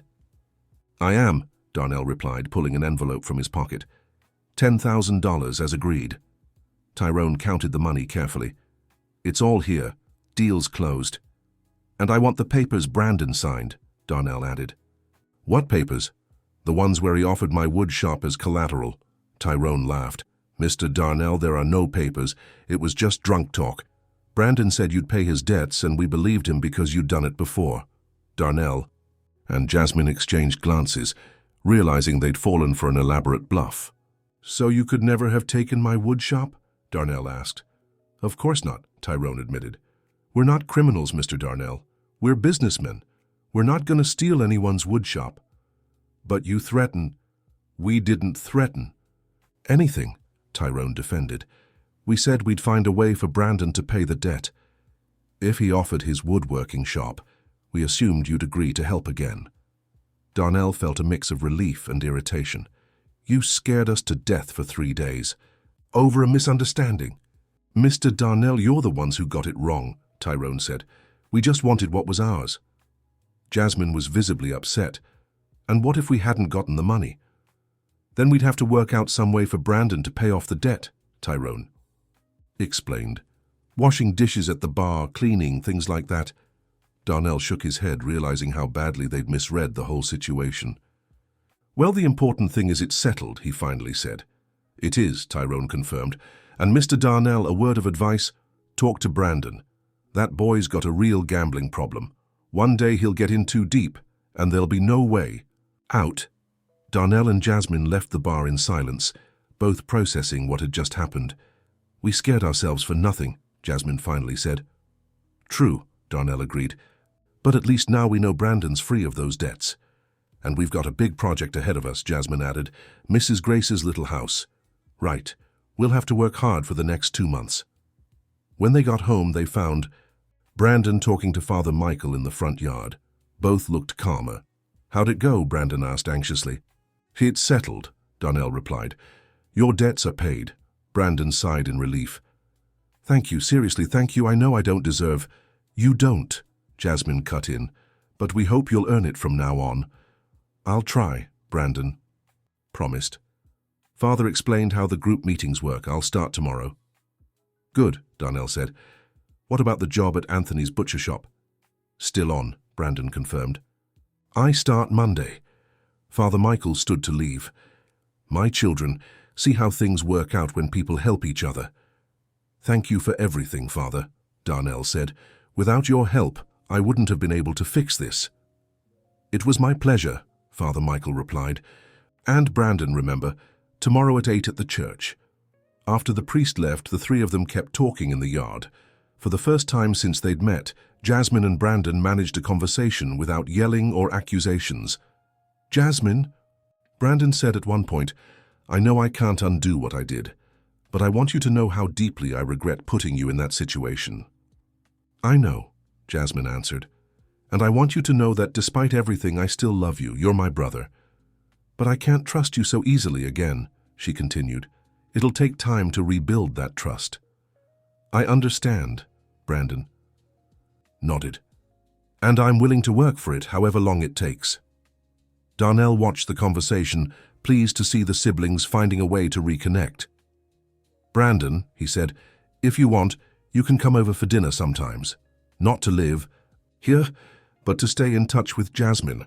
"I'd really like that," Brandon replied. "Thank you, Darnell, for everything." That night, Darnell and Jasmine dined alone for the first time since the trouble with the loan sharks began. The atmosphere was lighter, and both felt optimistic about the future. "Darnell," Jasmine said over dessert, "can I confess something?" "Of course. When you spent $60,000 to get me out of that mess, I thought you were crazy," she admitted. "Now I understand. You're not crazy. You're special. Why?" "Because you risked everything for a stranger. Your financial security, your reputation, your woodworking shop, all because you thought it was the right thing to do." Darnell considered her words. "Jasmine, when Leanne was dying, she made me promise something." "What?" "That I wouldn't shut myself off from the world after she was gone. That I'd keep helping people, keep being useful to someone." "And do you believe helping me was a way to keep that promise?" "I do," Darnell answered. "And I also believe Leanne would approve of what we've done." Jasmine smiled. "I wish I could have met her." "She would have liked to meet you too," Darnell said. "You two have a lot in common." "Like what?" "Strength to face tough situations, the smarts to solve problems, and a heart big enough to forgive people who don't deserve forgiveness." "Do you think I've forgiven Brandon?" "Not completely," Darnell replied. "But you gave him a chance to make things right. That's already more than most would do." "He's my brother," Jasmine said simply. "The only family I have left." "Now you have more family," Darnell said gently. Jasmine looked at him questioning. "You have me too," he explained. "I'm not blood, but I care about you like family." Jasmine felt her eyes fill with tears. "Thank you. That means a lot to me." "To me too," Darnell answered. The next day they began preparations for Mrs. Grace's project. Darnell made a detailed list of all the materials needed, and Jasmine helped him calculate costs and deadlines. "We'll need extra help," Darnell concluded, after reviewing the numbers. 2 months is a tight deadline for a project this big. What kind of help? Someone to assist with the heavier construction work. Digging, foundation, raising walls. Jasmine thought for a moment. What if we ask Brandon to help on weekends? He's strong, and it could be a way for him to start making up for the trouble he caused. "You'd trust him to work with us?" "With supervision, yes," Jasmine replied, "and it'd be good for him to have something productive to do in his free time." Darnell liked the idea. "Let's talk to him." They found Brandon at Anthony's butcher shop, where he was working as an assistant. He looked cleaner and more put together than in recent days, and was making an effort to do a good job. "Brandon," Darnell called him during his lunch break. "Can I offer you some extra work?" "What kind of work?" Darnell explained the little house project and the need for extra hands. "I'd pay you for each day worked," he added. "Not a lot, but it'd be extra money for you." "And it'd keep you busy on weekends," Jasmine added, away from temptation. Brandon considered the offer. "You trust me with this?" "We'll try," Darnell answered honestly. "If it works out, we all win. If not, we stop there." "I'll do it," Brandon said. "Thanks for the chance." The following Saturday, they started the project. Darnell had rented a digger for the foundation, and Brandon helped mark the land and prepare materials. Jasmine surprised everyone with how quickly she learned. In just a few days, she was handling basic tools with confidence and making helpful suggestions to improve the process. "You've got a knack for this," Darnell remarked, watching her sand a piece of wood to perfection. "I like working with my hands," Jasmine replied, "and I like seeing the immediate results of the effort. Unlike medicine, where results sometimes take a while to show." Jasmine stopped working and looked at him. "Darnell, can I tell you something?" "Of course." These past few days working in the shop made me realize there might be other ways to help people besides medicine. "How so?" "Well, you help families by making furniture that'll last generations. I'm helping Mrs. Grace gain independence by building her a little house. That's also a way to make a difference in people's lives," Darnell said with a smile. "Are you giving up on medicine?" "Not exactly," Jasmine replied thoughtfully. "But I'm realizing there are many paths to a useful and meaningful life." They worked in silence for a few minutes, both absorbed in their tasks. "Jasmine," Darnell finally said, "have you ever thought about taking a technical carpentry course?" "That exists?" "It sure does. There's a technical school in the next town that offers a 2-year program.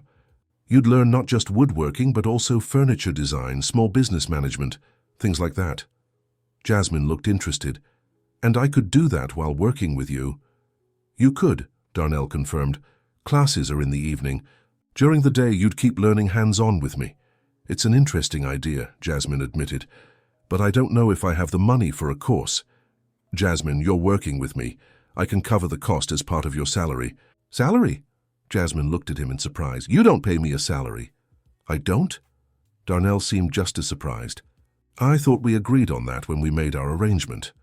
"We agreed on room and board," Jasmine said. "I don't remember talking about a salary."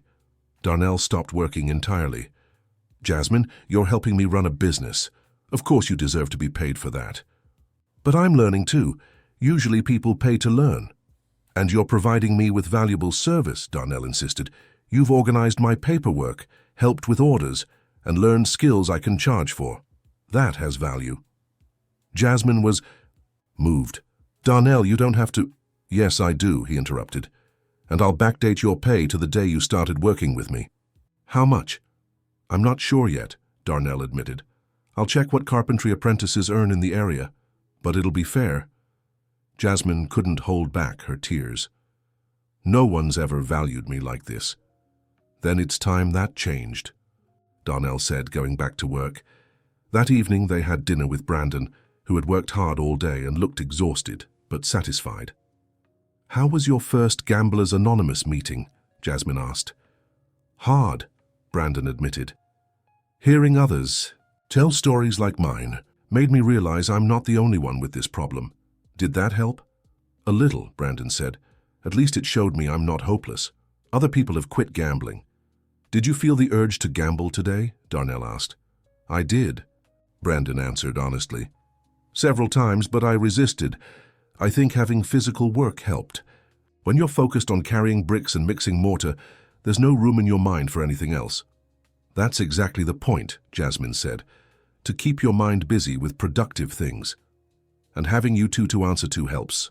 "Too," Brandon added, "knowing I can't let you down again." After dinner, while Brandon showered, Darnell and Jasmine talked about the next steps for the project. "Are we on schedule?" Jasmine asked. "So far, yes," Darnell replied. "If we keep this pace, we'll finish on time."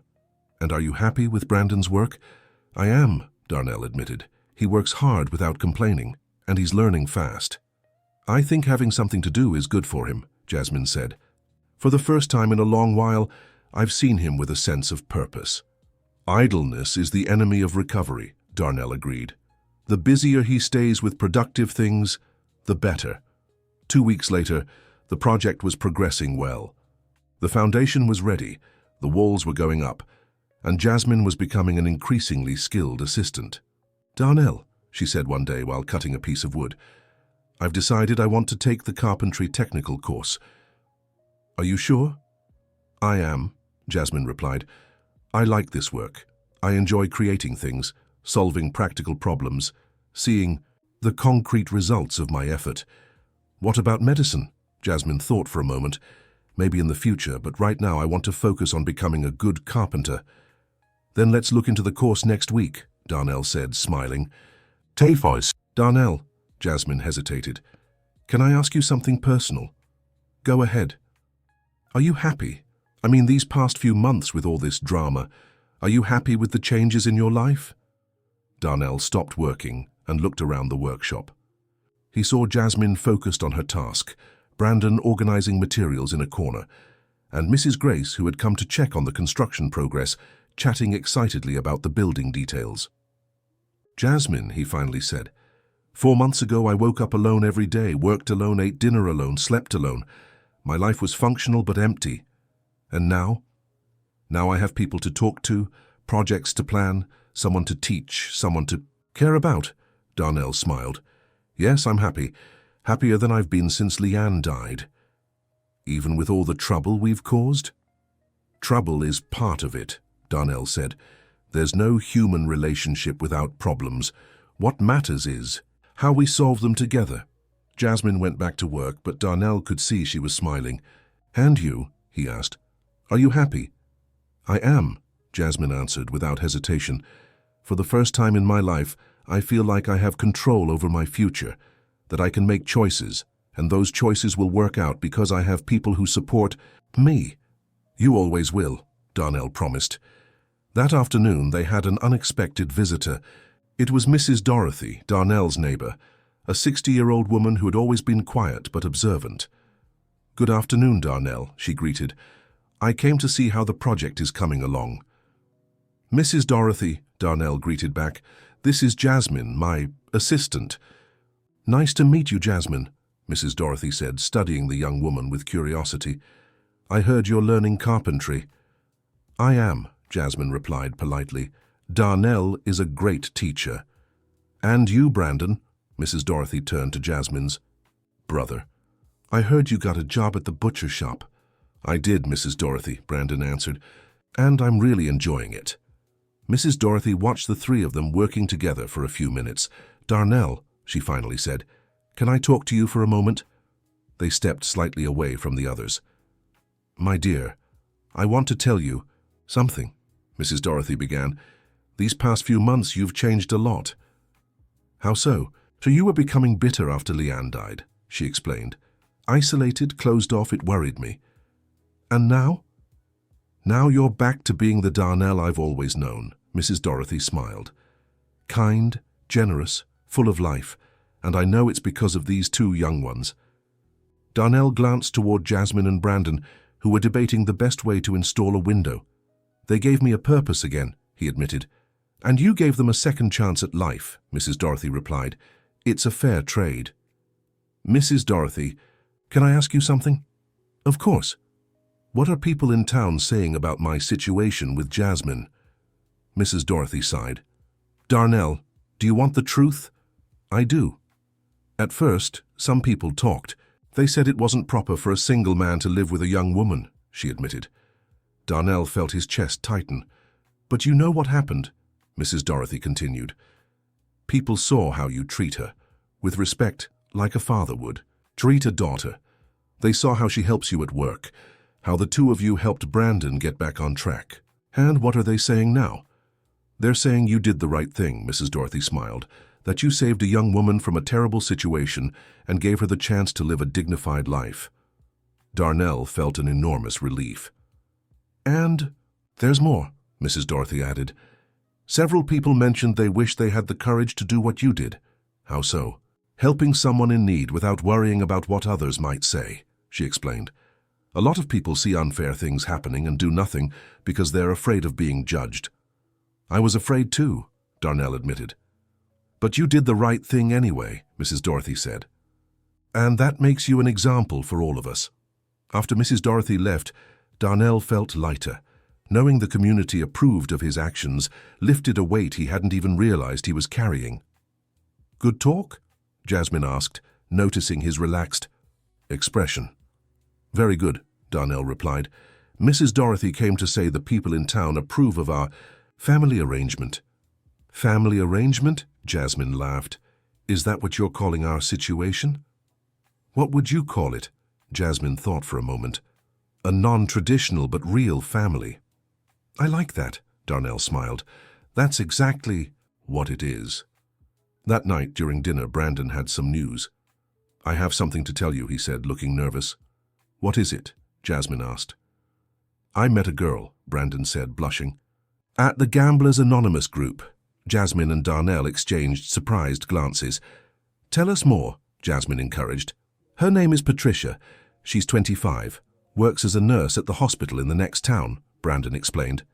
She's struggled with gambling too, but has been in recovery for 2 years. And you're interested in each other? Darnell asked. I think so, Brandon admitted. We talk after meetings, and she's helped me a lot with understanding my addiction. She's different from any woman I've ever met. Different how? She's serious, responsible, doesn't care about appearances, isn't interested in money or just having fun. She wants to build a stable, healthy life, Brandon explained. Jasmine grew thoughtful. Brandon, do you think you're ready for a relationship? You're still early in your recovery. That's why I like her, Brandon replied. She understands the challenges I'm facing, and she said there's no rush, that we can take things slow, be friends first. She sounds sensible, Darnell remarked. She really is, Brandon agreed. And you know what? For the first time in my life, I want to be a better person because of someone else. I want to deserve her. Jasmine smiled. I'm happy for you, Brandon. You deserve to be happy. Thank you, Brandon said. And Jasmine, I want you to meet her. Your opinion matters to me. Of course, Jasmine agreed. Whenever you want to bring her over for dinner, she's welcome. And Darnell too, Brandon added. Your opinion matters to me as well. You've become like an older brother to me. Darnell was moved by his words. It'll be a pleasure to meet Patricia. 2 weeks later, Brandon brought Patricia to dinner. She was a simple young woman with a pleasant demeanor and a gentle way of speaking. Throughout the meal, she showed maturity and wisdom in her opinions. Brandon told me all about your story, she said to Darnell and Jasmine. I want you to know, I really admire what you've done for him. Brandon's the one putting in the effort to change, Jasmine replied. We're just supporting him. Even so, not everyone would give a second chance to someone who caused so much trouble, Patricia insisted. That's what family does, Darnell said simply. We don't give up on each other. Family. Patricia looked questioningly at Brandon. Yeah, Brandon confirmed. I realize that family isn't just about sharing the same blood. It's about who truly cares for you. Patricia smiled. Brandon is very lucky to have you. All. We're lucky to have him too, Jasmine said, surprising her brother. When he's doing well, when he's taking care of himself, he's a wonderful person. Brandon was moved. Jasmine, that means a lot to me. It's the truth, she said. I've always loved who you are when you're not controlled by your addictions.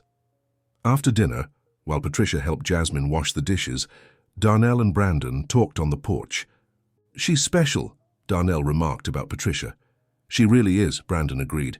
And the best part is, with her, I don't feel the need to pretend to be someone I'm not. I can be honest about my problems, my fears. That's essential in a relationship, Darnell said. Leanne always said real love only exists where there's complete honesty. Darnell, can I thank you for something? What? For not giving up on me, Brandon said. A lot of people would have told me to disappear from your lives forever after what I did. Brandon, you made serious mistakes, but you're not a bad person, Darnell explained.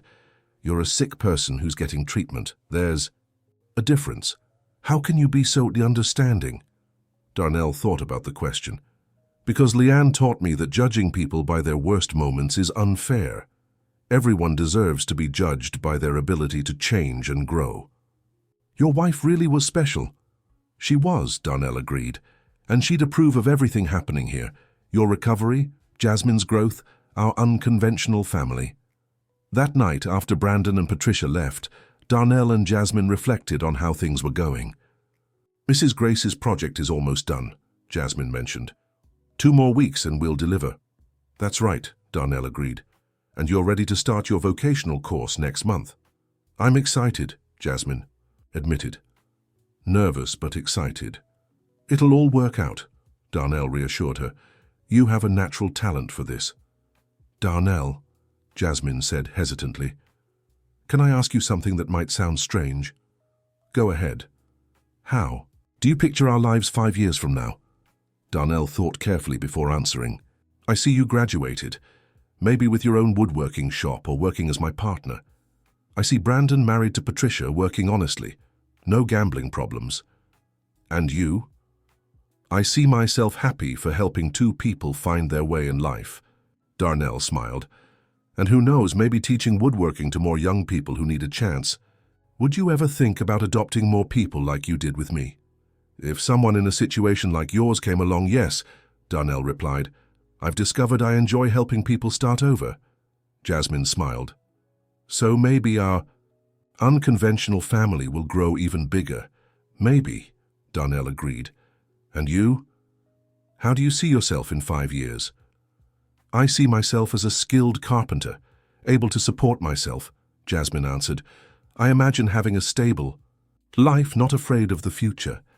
And relationships, dating, marriage. Jasmine blushed a little. Maybe. But first I want to establish myself professionally, become independent, learn to trust myself before trusting someone else. That's a wise decision, Darnell approved. Leanne always said you can only truly love someone when you learn to love yourself first. She really had wisdom for every situation. She sure did, Darnell laughed. Sometimes I think she left enough advice to guide me for the rest of my life. The next day they received an unexpected visitor. It was Dr. Robert, the town doctor, a 50-year-old man Darnell had known for a long time. Darnell, I need to talk to you, the doctor said, looking worried. Of course, doctor, what's going on? It's about Brandon, Dr. Robert explained. I got a call from Chicago. Apparently he has debts there too. Big debts. Darnell felt his stomach drop. What do you mean? Before coming here, Brandon lived in Chicago for a few months. He worked at a construction company, the doctor explained. Apparently he took loans from loan sharks there and never paid them back. How much does he owe? $40,000, Dr. Robert replied. And the people who called me don't seem as civilized as Tyrone and the guys from here. Jasmine, who had been listening to the conversation, turned pale. Doctor, who called you? They said they've been looking for Brandon for months. They found out he's here and are coming to get him by the end of the week. Darnell sank heavily into a chair. $40,000. There's no way we can pay that. There's more, Dr. Robert continued. They know about Jasmine too. They said if Brandon doesn't pay, they'll take her to Chicago to work for them. Jasmine started trembling. What kind of work? Dr. Robert hesitated before answering. Jasmine, you're a beautiful young woman. Use your imagination. The silence that followed was unsettling. Darnell felt like the world was collapsing all over again. Doctor, are you sure this isn't a prank? Jasmine asked, hopeless. I'm sure, Dr. Robert replied sadly. They know details about you that only someone who really investigated would know. We have to warn Brandon, Darnell said. I already did, the doctor answered. He's panicking. He said he didn't think the debts from Chicago would follow him here. Where is he now? At the butcher shop working. But he's thinking about running away.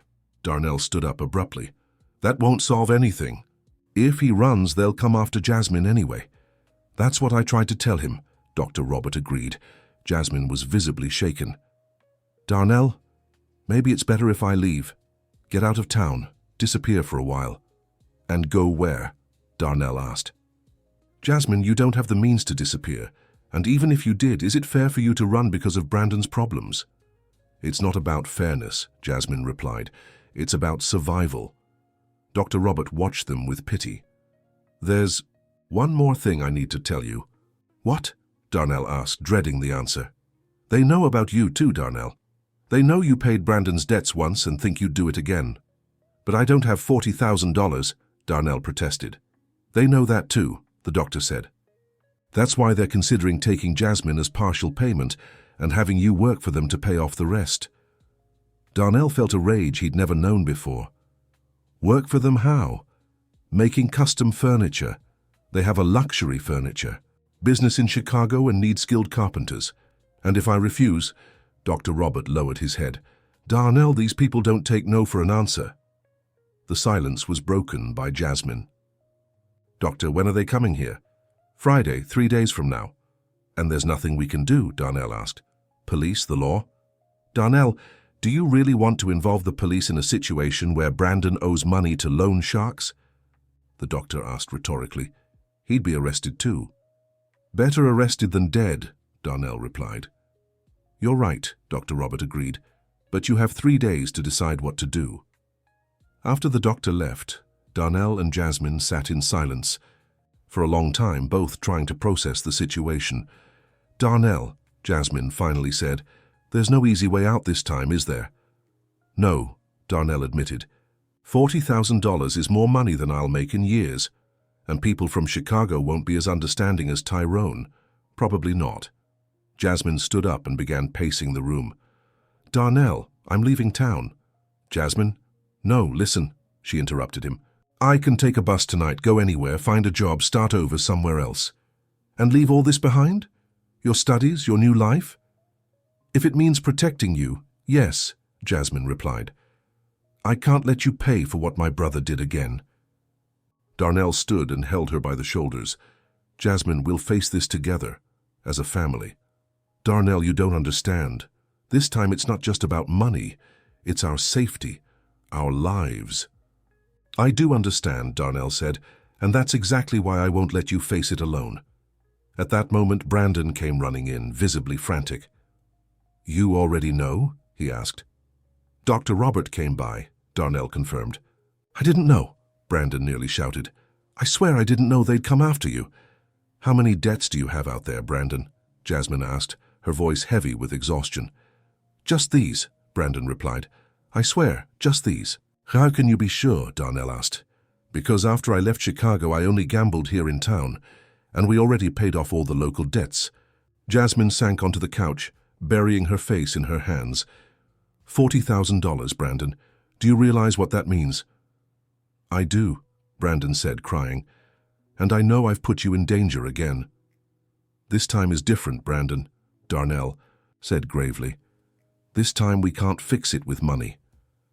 I know, Brandon murmured. That's why I'm thinking of running. And leave us here to deal with the consequences? Jasmine asked, lifting her head. No, Brandon protested. I'll tell them you had nothing to do with it. Brandon, you're naive if you think they'll believe that, Darnell said. They know we paid your debts before. In their eyes, we're all accomplices.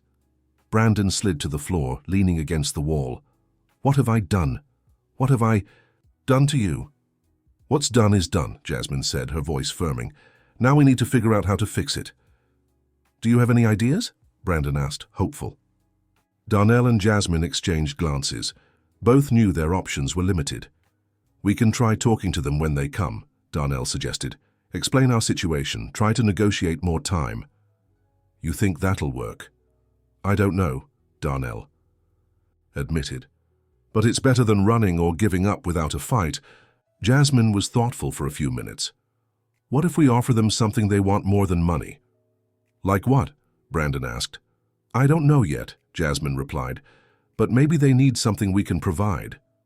Jasmine, these people make a living exploiting others, Darnell warned. Anything we offer could be used against us.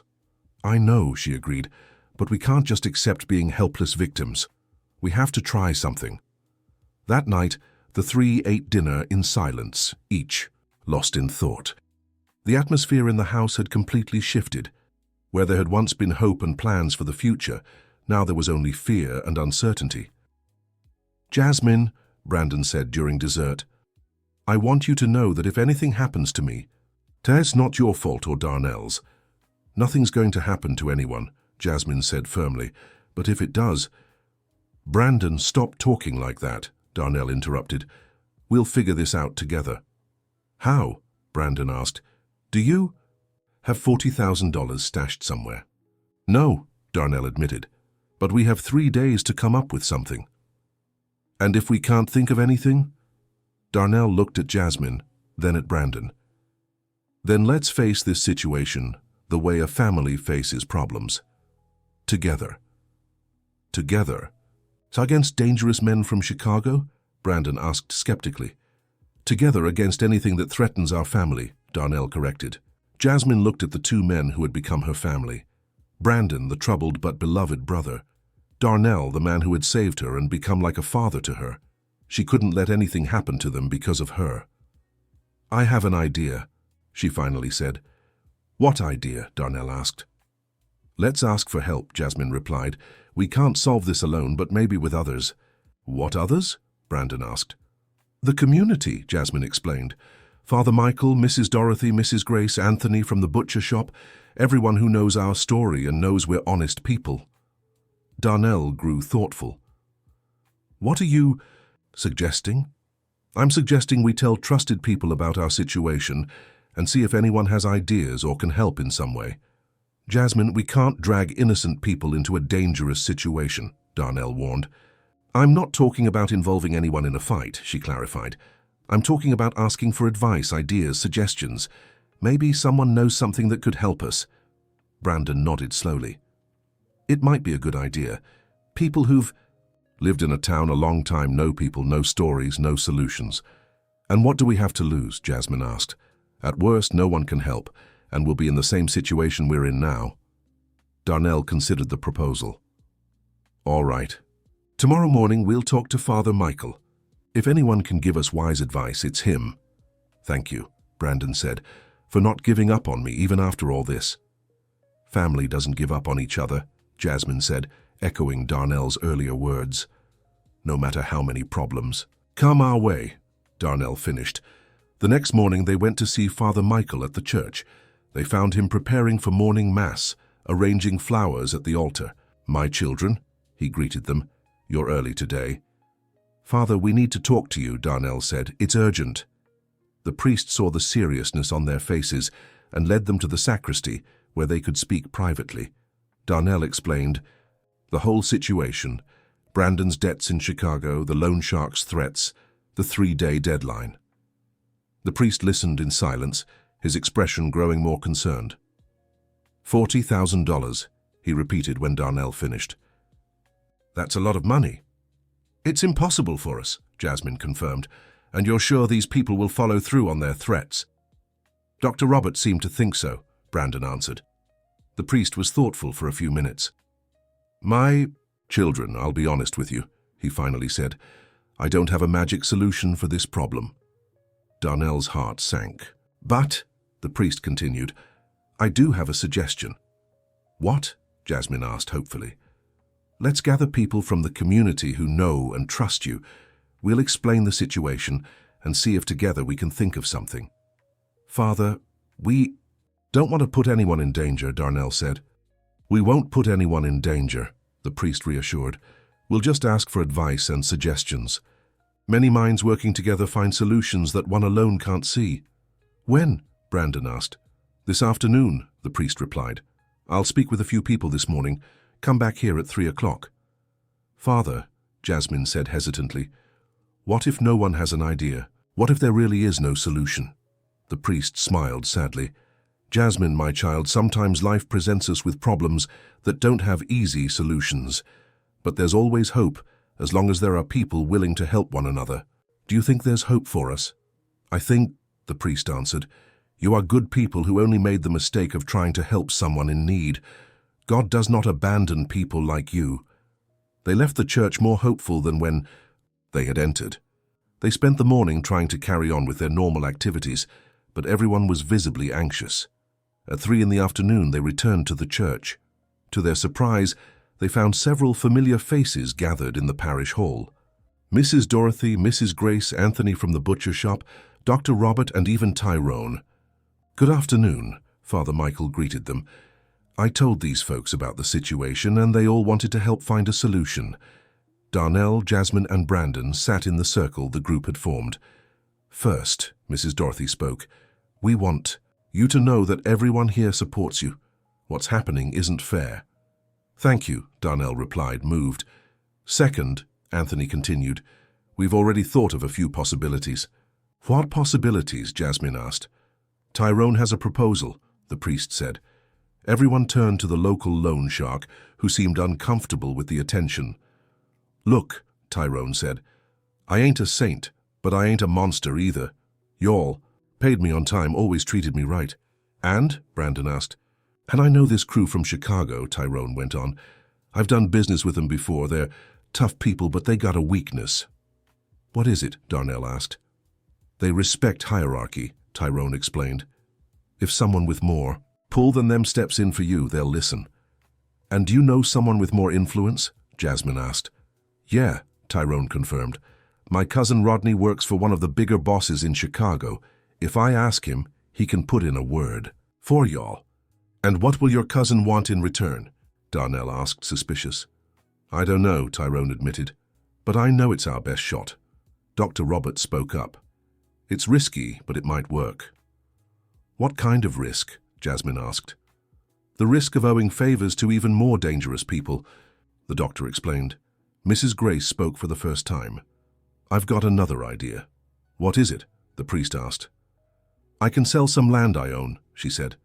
It's not worth $40,000, but maybe 20. Might be enough to negotiate. Darnell was shocked. Mrs. Grace, I can't accept that. You barely know me. Darnell, my boy, she said gently. I've known you for months. I've seen how you treat Jasmine, how you helped Brandon, how you work honest. I know the kind of man you are. But it's your land. It's land I ain't using for nothing, she insisted. And I'd rather sell it to help an honest family than let it sit abandoned. Jasmine was crying. Mrs. Grace, that's so generous. It ain't generosity, honey, the woman replied. It's an investment. I'm investing in good. Folks who'll pay it forward someday. Father Michael took charge, so we've got two options. Tyrone's cousin stepping in, or Mrs. Grace's money, or both together. Father, Brandon said hesitantly. Can I suggest a third option? Of course. I'll turn myself over to them, Brandon said. I'll go to Chicago, work off my debt, and leave Darnell and Jasmine out of it. No, Jasmine shouted immediately. We won't let that happen. Jasmine, it's me who owes that money, Brandon insisted. It's me who's got to pay. Brandon, Darnell said calmly. If you go work for those people in Chicago, you'll probably never come back. They won't let you walk away once the debt's paid. But y'all would be safe. We wouldn't, Jasmine said, because we couldn't live in peace knowing you were suffering for our mistakes. They weren't your mistakes, Brandon protested. Yes, they were, Darnell said. Our mistake was not seeking professional help for your addiction. Right from the start. Our mistake was trying to handle everything on our own, without involving the community. Mrs. Dorothy spoke up. Darnell is right. Problems like gambling addiction can't be solved within the family alone. They need professional help and community support. That's why we're all here now, Father Michael added, to support you. The way we should have from the beginning. Tyrone looked at Brandon. Kid, do you have any idea what it's like to work for those people in Chicago? No, Brandon admitted. It's practically slavery, Tyrone said bluntly. You work 18 hours a day, sleep in a tiny room, eat scraps, and never manage to pay off what you owe because they keep inventing new fees and interest every month. But at least Darnell and Jasmine would be safe, Brandon insisted. Would they? Tyrone asked rhetorically. How you think after getting you to work for them, they wouldn't come back here looking for more people to exploit? Brandon fell silent, understanding the implication. That's why we have to settle this for good, Dr. Roberts said. We can't give them any reason to ever come back here. Father Michael clapped his hands to get everyone's attention. So our decision is this. We'll try all three approaches at the same time. How so? Jasmine asked. Tyrone will contact his cousin in Chicago to try and negotiate, Father Michael explained. Mrs. Grace will sell the land to raise money, and all of us will work together to find more resources or connections that can help. It's a good plan, Darnell agreed, but we only have 2 days to make it happen. Then let's start now, Tyrone said, standing up. I'll call my cousin today, and I'll go to the courthouse tomorrow morning to start the land sale process, Mrs. Grace added. What else can we do? Jasmine asked. Anthony spoke for the first time. I can talk to my customers. A lot of folks who buy meat at the butcher shop have money. Maybe someone can lend something. And I can reach out to other doctors in the area. Dr. Robert offered. Sometimes they know influential people who can help, Mrs. Dorothy chimed in. I can organize a raffle, a bake sale, something to raise at least part of the money. Darnell looked around at the circle of people willing to help a family they barely knew. He felt an emotion he hadn't felt in a long time. I don't know how to thank all of you, he said, his voice breaking. No need to thank us, Father Michael replied. This is how a community works. When someone's in trouble, everyone helps. But this could be dangerous for you, Jasmine warned. Jasmine, sweetheart, Mrs. Dorothy said. What's dangerous is leaving people like you to handle problems like this alone. The danger to the whole community is much greater if we do nothing. How so? If those men from Chicago get what they want here, they'll come back, Tyrone explained. They'll know our town is vulnerable, that people don't protect each other. That's why we have to show them that here, people stand together, Anthony added. That when they mess with one of us, they mess with all of us. Brandon was silently crying. I caused all this. If any of you get hurt because of me— Brandon, Father Michael gently interrupted, your illness caused this. You're just as much a victim as Darnell and Jasmine. And victims help each other. Father's right, Jasmine said, moving closer to her brother. You didn't choose to be a gambling addict. It's a disease. What you can choose is to accept help to get better. And that's what you're doing, Darnell added. You're accepting help. From Gamblers Anonymous, from Patricia, from all of us. They left the meeting with an action plan and a tight schedule. They had 2 days to mobilize resources, contacts, and influence. The next morning, Thursday, everyone got to work. Tyrone called his cousin in Chicago and set up a conversation for late afternoon. Mrs. Grace went to the notary to start the land sale process. Dr. Robert went out to talk to fellow doctors. Anthony began discreetly speaking with clients. Mrs. Dorothy organized a group of women to make sweets and raffles. Darnell, Jasmine, and Brandon tried to maintain normalcy, continuing their work at Mrs. Grace's house, but everyone was visibly tense. Darnell, Jasmine said during a break, can I ask you something? Of course. Are you scared? Darnell stopped working and looked at her. I am. Very scared. Of what? That we won't be able to fix this. That something might happen to you or Brandon. That all this community effort will be useless. But you don't show fear. Because showing fear won't help anything, Darnell explained. And because the two of you need someone who believes we can solve this. And do you really believe it? Darnell thought before answering. I believe we've done everything we can. The rest isn't just up to us. Around 5 in the evening, Tyrone showed up at Mrs. Grace's house with news. I talked to my cousin, he said, sounding more optimistic than he had that morning. And? Brandon asked anxiously, and he said he can intervene, but not for free. How much does he want? Darnell asked. He doesn't want money, Tyrone replied. He wants a favor. What kind of favor? He wants me to work for him in Chicago for 6 months, Tyrone explained. In exchange, he'll settle your problem with the loan sharks. Darnell fell silent, processing the information. Tyrone, Jasmine said, that means you'll have to leave your life here, your business. It does, Tyrone confirmed. But it's better than leaving you to handle this alone. Why would you do this for us? Brandon asked, genuinely confused. Because you've always been fair with me, Tyrone answered. And because if I do nothing and something happens to you, I won't be able to live with myself. Darnell felt a wave of gratitude and, at the same time, worry. Tyrone, we can't let you sacrifice 6 months of your life for our sake. Darnell, it's not a sacrifice, Tyrone said. It's an investment. 6 months working in Chicago, I'll learn new things, make new connections. When I come back, my business here will be even better. Are you sure about that? I am, Tyrone replied. And there's more. My cousin guaranteed that if I do my job right, Brandon's debt will be completely cleared. No future interest, no collection, nothing. Jasmine looked at Brandon, then at Darnell. It sounds too good to be true. That's because it is, Tyrone admitted. 6 months working for my cousin won't be a vacation. It'll be hard work, tough situations, constant pressure. Tyrone, Darnell said, can we trust your cousin? How you can trust that he'll keep his word if I keep mine, Tyrone answered. He's a man of his word, even if he's dangerous. And the men coming here tomorrow? If my cousin intervenes tonight, they'll get orders to go back. To Chicago and leave you alone, Tyrone explained. Brandon stepped closer to Tyrone. Why are you doing this? After everything I've done, why are you helping me? Kid, Tyrone said, placing a hand on Brandon's shoulder. "I was an addict too, alcohol in my case. I know what it's like not being able to stop, how it feels to hurt people you love because of addiction." "How did you stop?"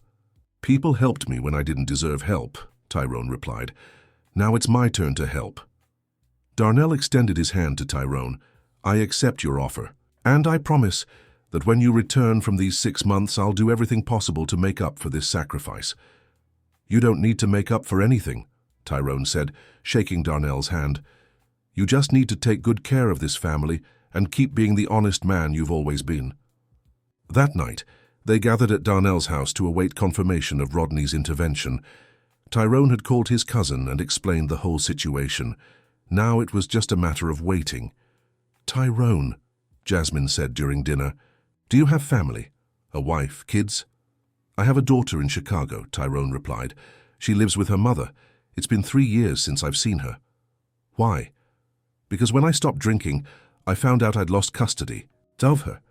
Her mother married another man, they moved away, and I lost contact. And during these 6 months in Chicago, will you be able to look for your daughter?"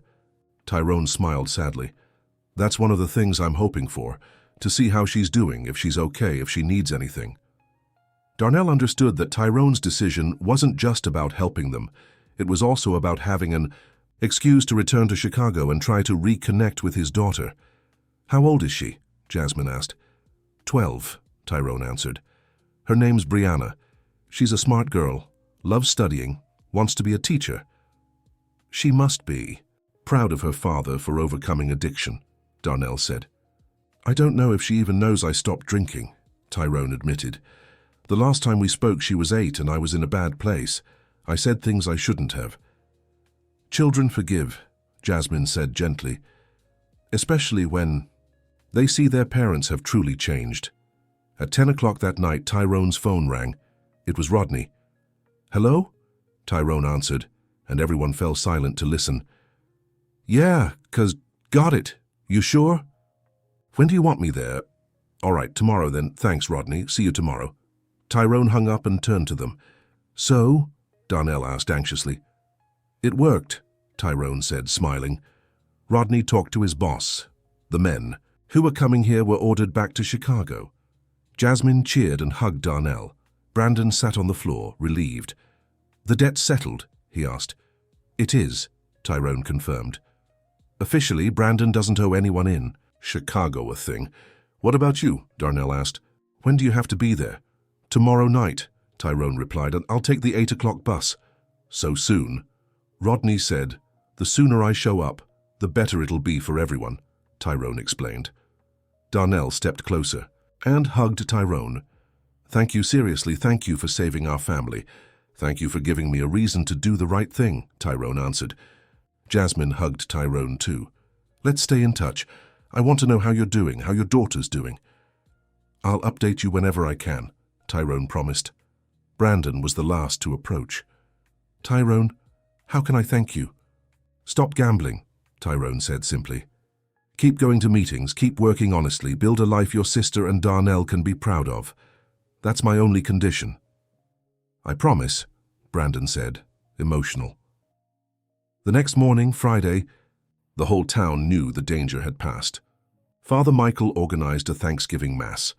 Mrs. Grace canceled the sale of the land. Dr. Robert spread the good news. Mrs. Dorothy handed out the sweets she'd made for free. Darnell, Jasmine, and Brandon accompanied Tyrone to the bus station that evening. 6 months will fly by, Jasmine said, trying to sound optimistic. "They will," Tyrone agreed. "And when I come back, I want to see you all even closer than you are now." "Count on it," Darnell promised. "And Brandon," Tyrone turned to him, "when I come back, I want to meet your wife."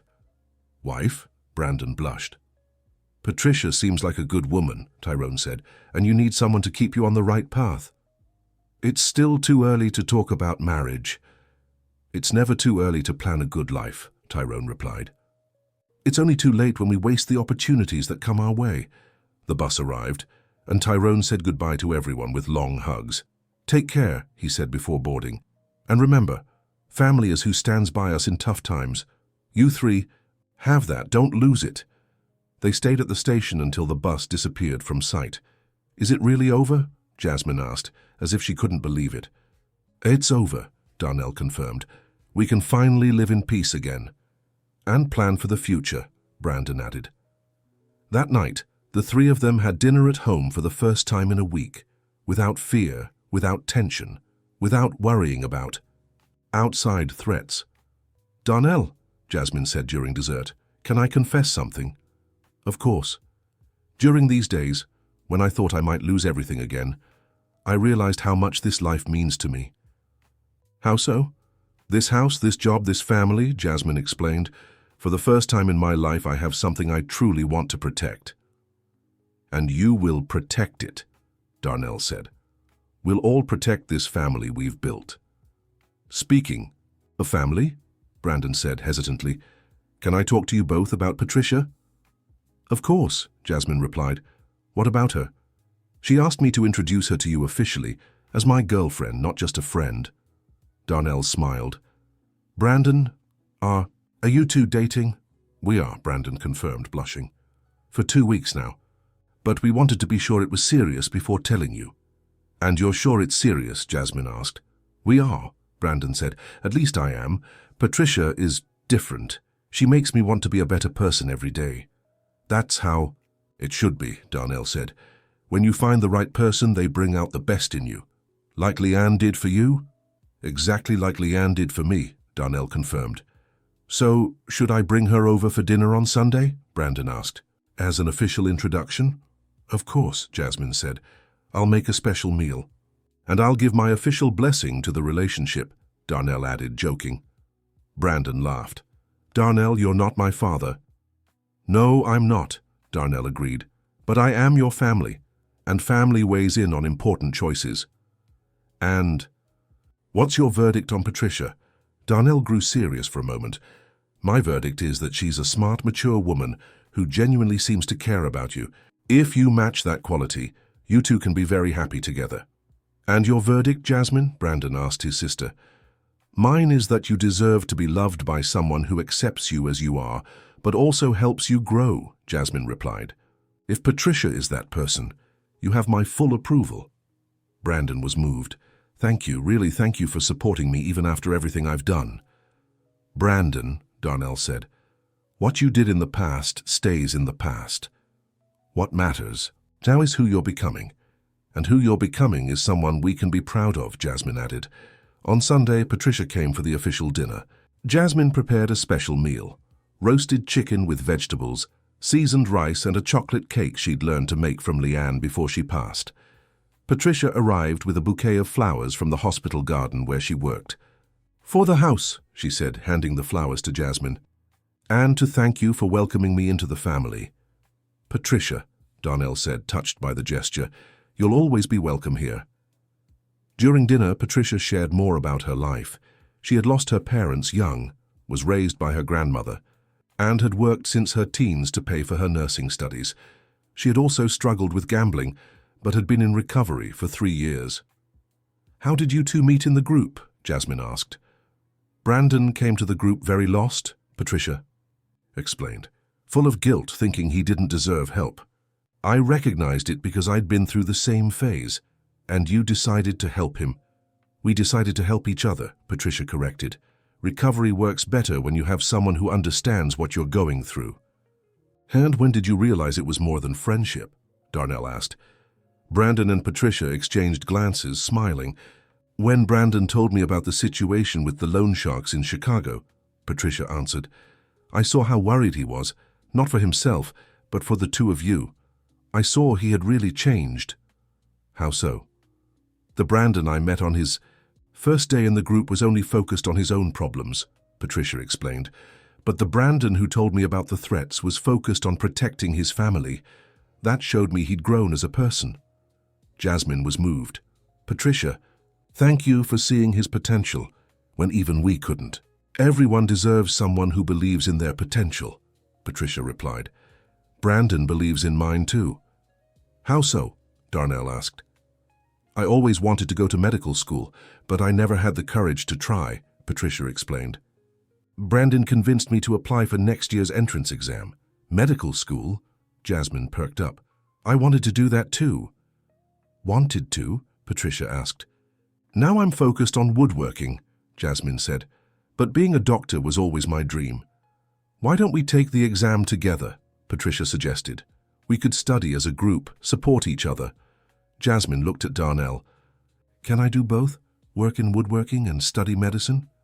Of course you can, Darnell answered. If that's what you want, we'll find a way. But what about the woodworking course? You can do that too, Darnell said. There's no rush to decide your whole life at once. You can try both and see which you prefer. Or you could work in both, Patricia suggested. A carpenter-doctor, that's a unique combination. Everyone laughed at the idea. Seriously though, Brandon said, Patricia and I have a proposal for you. What proposal? Darnell asked. We want to move in together, Brandon said. Not get married yet, but live together. And we'd like to rent a little house nearby to stay close to you. Jasmine grew thoughtful. Are you sure you're ready for this? Step? We are, Patricia answered. And we want to do it right, with communication, planning, responsibility. And we want to stay part of this family, Brandon added.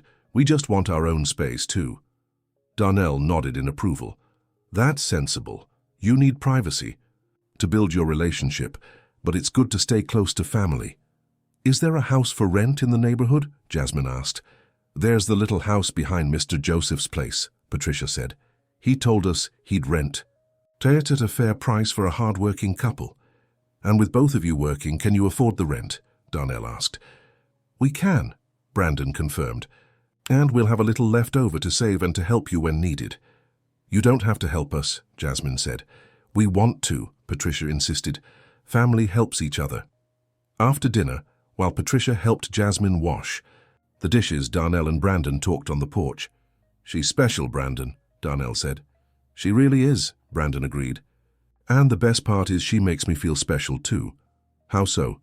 She sees qualities in me I didn't know I had, Brandon explained. Patience, kindness, the ability to care for someone. With her, I feel like a better person. That's how a healthy relationship should be, Darnell said. Two people bringing out the best in each other. Darnell, can I ask you something personal? Of course. Do you miss being in a relationship, having someone special in your life? Darnell thought about the question. Sometimes I do, but I've learned there are many ways to love and be loved. The three of you are my family now. That fills a lot of the emptiness Leanne left behind. But it's not the same as having a partner. It's not, Darnell admitted. But for now I'm happy with the family we have. If someone special comes along in the future, great. If not, that's okay too. You deserve to be happy, Darnell. I am happy, Darnell smiled. Much happier than I was 6 months ago. In the kitchen, Jasmine and Patricia were also talking. Jasmine, Patricia said, can I ask you something personal? Sure. Has Darnell shown any romantic interest in anyone since you've lived here? Jasmine stopped drying the dishes. Why do you ask? Because he's a wonderful man, and it worries me that he's so focused on taking care of you all that he's forgotten about his own love life. I worry about that too, Jasmine admitted, but I don't know how to bring it up with him. Maybe we don't need to, Patricia suggested. Maybe we just need to create opportunities for him to meet people. What kind of opportunities? I'm not sure yet, Patricia said, but I'll think about it. Darnell deserves someone special in his life. He really does, Jasmine agreed. And I'd love for him to be as happy as possible. A week later, Brandon and Patricia moved into the small house in the back of Mr. Joseph's property. It was a cozy little space with a living room, bedroom, kitchen, and bathroom. Darnell and Jasmine helped them move, carrying their few pieces of furniture and organizing the place. It's perfect, Patricia said, looking around the tidy little house. It's ours, Brandon added, hugging his girlfriend.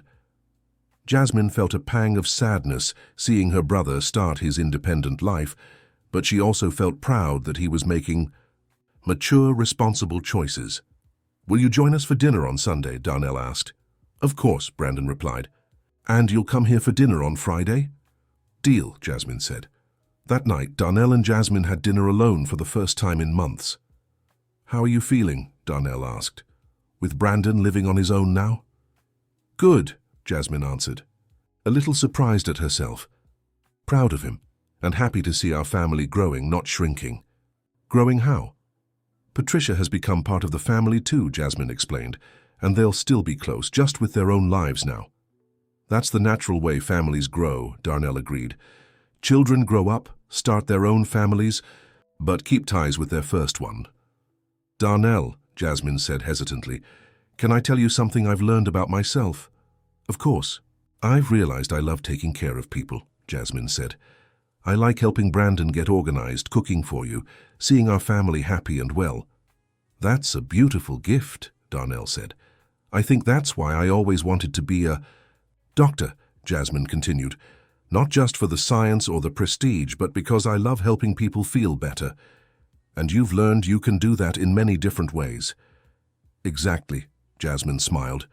I can help as a doctor, as a carpenter, as a sister, as an adopted daughter, as a neighbor. As someone who cares about others, Darnell summed up. That's it, Jasmine agreed, and I learned it by being part of this family with you. Darnell was deeply moved.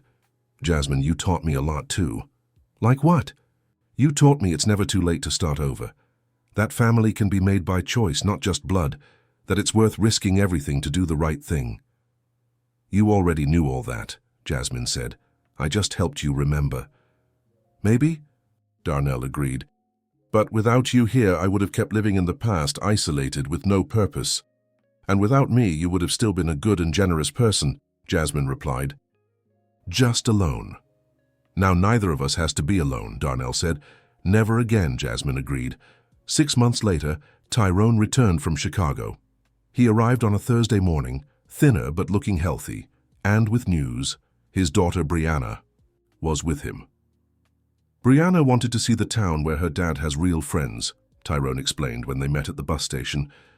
Brianna was a shy but polite 12-year-old, watching everything with curiosity. Dad told me a lot about you, she said to Darnell and Jasmine. Said you're like family to him. And he's family to us too, Jasmine replied, bending down to her level. Welcome to our town. Is it true you built a family with people who weren't related? Brianna asked. It's true, Darnell confirmed. Sometimes the family we choose is just as strong as the one we're born into. Daddy said he learned to be a better person here. Your dad was always a good person, Jasmine said.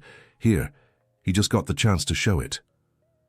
During the welcome lunch, Tyrone talked about his 6 months in Chicago. It had been hard work, but he'd reconnected with his daughter and won shared custody. Brianna will spend school breaks with me here, he explained, and I'll visit her in Chicago once a month. How did you reconnect after so long? Brandon asked. Honest talk, Brianna answered for her father. Dad apologized for being a bad father when he was addicted, and I apologized for being mad at him. And now? Jasmine asked. Now we're getting to know each other again, Tyrone said, slowly with patience building trust. Like a family, Brianna added. Like a family, Tyrone agreed, smiling. That afternoon, Darnell showed Brianna the woodshop while Jasmine and Tyrone caught up.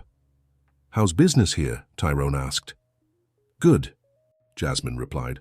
Darnell got more clients and I'm learning fast. We've started making custom furniture for nearby towns too. And Brandon, he's doing well, living with Patricia, working at the butcher shop, going to Gamblers Anonymous meetings. He hasn't placed a bet in 4 months. And you? How are you? Jasmine thought about the question. Tyrone, I'm happier than I ever imagined I could be. I have a family who loves me, work that fulfills me, plans for the future. And Darnell? Darnell's doing well too. More complete, more fulfilled. I think taking care of us gave him the purpose he needed. You saved each other, Tyrone observed. It's true, Jasmine agreed. And you were part of that too. If you hadn't helped us with the Chicago situation, you helped me too, Tyrone interrupted. Gave me the courage to go after my daughter, showed me it's worth fighting for family. In the woodshop, Darnell and Brianna talked as he showed her the tools. Uncle Darnell, Brianna said. She'd started calling him Uncle on her own. Is it true Jasmine was being sold when you met? Darnell stopped working. Brianna, who told you that? Dad, but he said you saved her. Darnell thought carefully about how to respond. Brianna, sometimes people make bad choices that put others in danger. When that happens, those who can help should help. Even if it's dangerous. Especially if it's dangerous, Darnell replied, because sometimes the people in danger can't save themselves. And Jasmine couldn't save herself? Not in that situation, Darnell confirmed, but now she can. Now she's strong and independent. Daddy said she's like a daughter to you, Darnell smiled. She is, and Brandon is like a son, and your father is like a brother. What about me? Brianna asked. Can I be like a niece? Darnell was moved. Of course you can. It would be an honor to have you as a niece. So I have family here too? You have a huge family here, Darnell confirmed. Aunt Jasmine, Uncle Brandon, Aunt Patricia, and lots of other aunts and uncles you'll meet. Brianna beamed. Daddy was right. This is a special place. That evening there was a celebration dinner at Darnell and Jasmine's house. Everyone was there. Darnell, Jasmine, Brandon, Patricia, Tyrone, Brianna, and even Father Michael, who had been invited to bless the family reunion. I'd like to make a toast, Darnell said, raising his glass of juice, to families built on love, not blood. To second chances, Tyrone added. To people who never give up on each other, Jasmine finished. To new beginnings, Brandon said, holding Patricia's hand. To Daddy coming back to me, Brianna said, her voice trembling. Everyone raised their glasses, and for a moment the room was filled with emotional silence. Father Michael, Brianna asked, is it true you helped save my family? My child, the priest replied gently. Families save each other. I just helped organize the help. How? By bringing together people who cared and showing that together we're stronger than apart, he explained. 2 weeks later, life had settled into a new rhythm. Brianna spent her days at the woodshop with Darnell and Jasmine, learning the basics of woodworking and helping with simple tasks. Tyrone had resumed his local business, but in a more moderate and organized way. It was during a quiet morning at work that news arrived, changing everything again. Dr. Robert appeared at the wood shop with a worried expression. Darnell, I need to talk to you urgently, he said. Darnell immediately sensed the seriousness. What's wrong, Doctor? It's about Leanne, Dr. Robert said, bringing absolute silence to the wood shop. Jasmine stopped sanding the eye. Wood she was working on. Brianna looked at the doctor curiously. Darnell's heart raced. What about Leanne? Darnell asked, his voice shaking. I got a call from the hospital where she was treated, Dr. Robert explained. Apparently, there was a mistake in her diagnosis. Darnell sank heavily onto a workbench. What kind of mistake? Darnell, Leanne didn't die of cancer, the doctor said gently.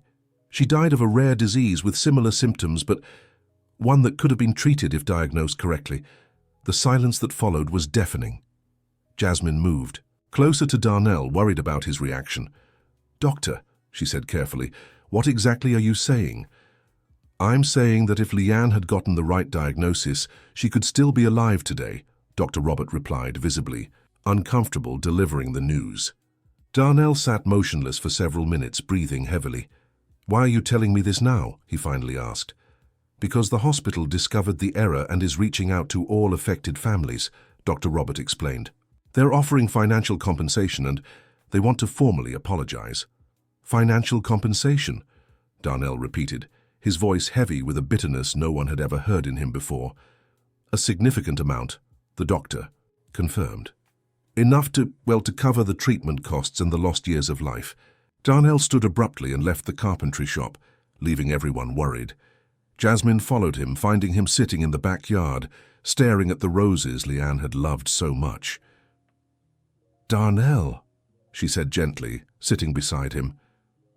3 years, Jasmine, Darnell said, his voice breaking. 3 years of suffering, thinking I couldn't save her because I didn't have enough money for the treatment. 3 years carrying that guilt. Darnell, you couldn't have known. Couldn't I? Darnell turned to her, tears in his eyes. Jasmine, I took her to 3 different doctors. They all said the same thing, terminal cancer, nothing could be done. And they were wrong, Jasmine said. All of them were wrong, it wasn't your fault. If I had pushed harder, if I'd taken her to more doctors, if I'd questioned the diagnosis. Darnell, stop, Jasmine interrupted, holding his hands. Leanne received the best treatment available at the time. You did everything you could. But it wasn't enough, was it? Jasmine stayed silent, letting Darnell process the words. You know what's worse? Darnell continued. Now they want to give me money, as if money could bring Leanne back. The money can't bring her back, Jasmine agreed, but it can help others going through what you went through. Darnell looked at her, questioning.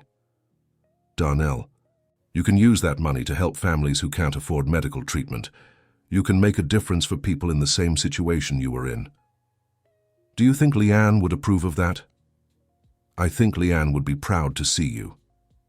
Turn her pain into help for others, Jasmine replied. That night, Darnell couldn't sleep. He stayed in the living room, looking at photos of Leanne, trying to sort through the conflicting emotions. Anger at the medical system that failed her, grief knowing she could still be alive, guilt for finding happiness after her death. Around 2 a.m, Jasmine appeared in the living room. Can't sleep? She asked. No, Darnell admitted. Kept thinking about how different our lives would be if Leanne were alive. How would they be? Darnell considered the question. I probably never would have met you, never would have helped Brandon, never would have formed this family.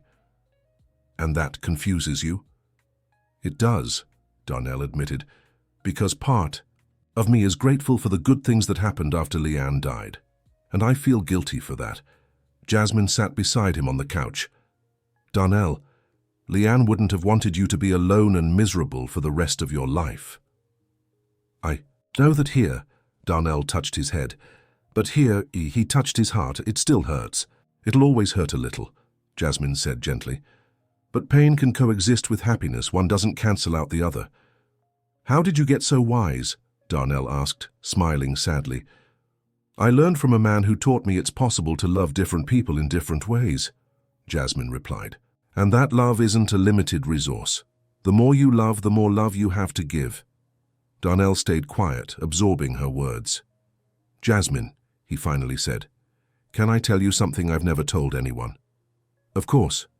In Leanne's last months, she made me promise I'd find a way to be happy again. Said if I stayed alone and bitter for the rest of my life, her death would have no meaning.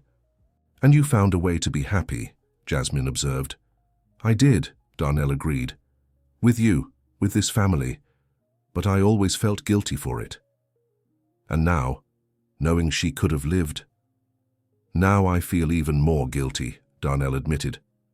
As if I gave up on her too easily, Jasmine thought carefully before responding. Darnell, can I ask you a tough question? Go ahead.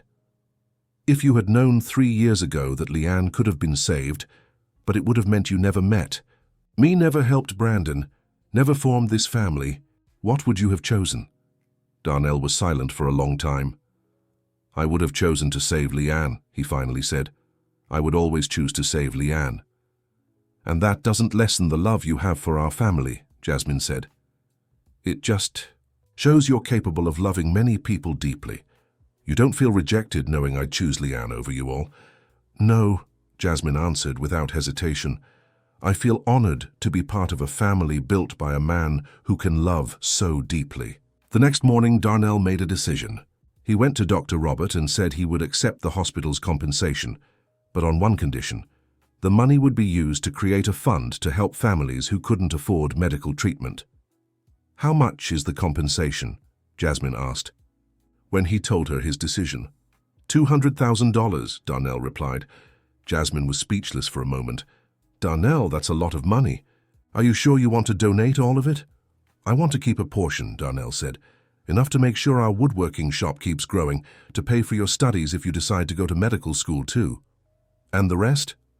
The rest will go to the Leanne Living Memory Foundation, Darnell said, to help other families avoid what we went through.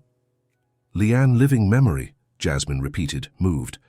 That's the name I chose for the fund, Darnell explained. Because the best way to keep someone alive is to keep doing the good they would have done if they were still here. 2 weeks later, the foundation was officially established, with Father Michael as administrator and Dr. Robert as medical advisor. The first family they helped was an 8-year-old child in need of heart surgery. Darnell, Jasmine said, watching him sign the donation papers. Can I tell you something? Of course. I think Leanne would be very proud of you. Why? Because you turned her pain into joy for other families, because you honored her memory, In the most beautiful way possible. Darnell smiled, and for the first time since learning the truth about Leanne's death, he felt at peace. "Jasmine," he said, "can I tell you something else?" "Go ahead. I think Leanne sent you to me." "What do you mean?" "She knew I'd need a family to care for, a purpose to live," Darnell explained, "and you showed up right when I needed it." "Most. You really believe that?" "I do," Darnell said with conviction. "I think Leanne arranged everything from above so our lives would cross." Jasmine was moved. "If that's true, then I have to thank her too." "Why?" "For choosing such a special man to be my father in heart." Dear listener, if you're enjoying the story, take a moment to like and subscribe to the channel. It really helps those of us just starting out. And now continuing. 6 months later, life had settled into a beautiful balance. Jasmine had applied to medical school while still working at the woodworking shop. Brandon and Patricia were engaged, planning a simple wedding. Tyrone and Brianna came for lunch every Sunday. The Leanne Living Memory Foundation had already helped 12 families. Then, one Friday afternoon, Jasmine got a call that would change her perspective on the future. "Jasmine," the voice on the other end belonged to an older woman. "My name is Dr. Beverly Wilson. I'm the dean of the medical school in the capital." "Hello, doctor," Jasmine replied, nervous. "How can I help you?" "I heard about the Leanne Living Memory Foundation and your story," the doctor explained. "I'd like to talk to you about an opportunity." "What kind of opportunity?"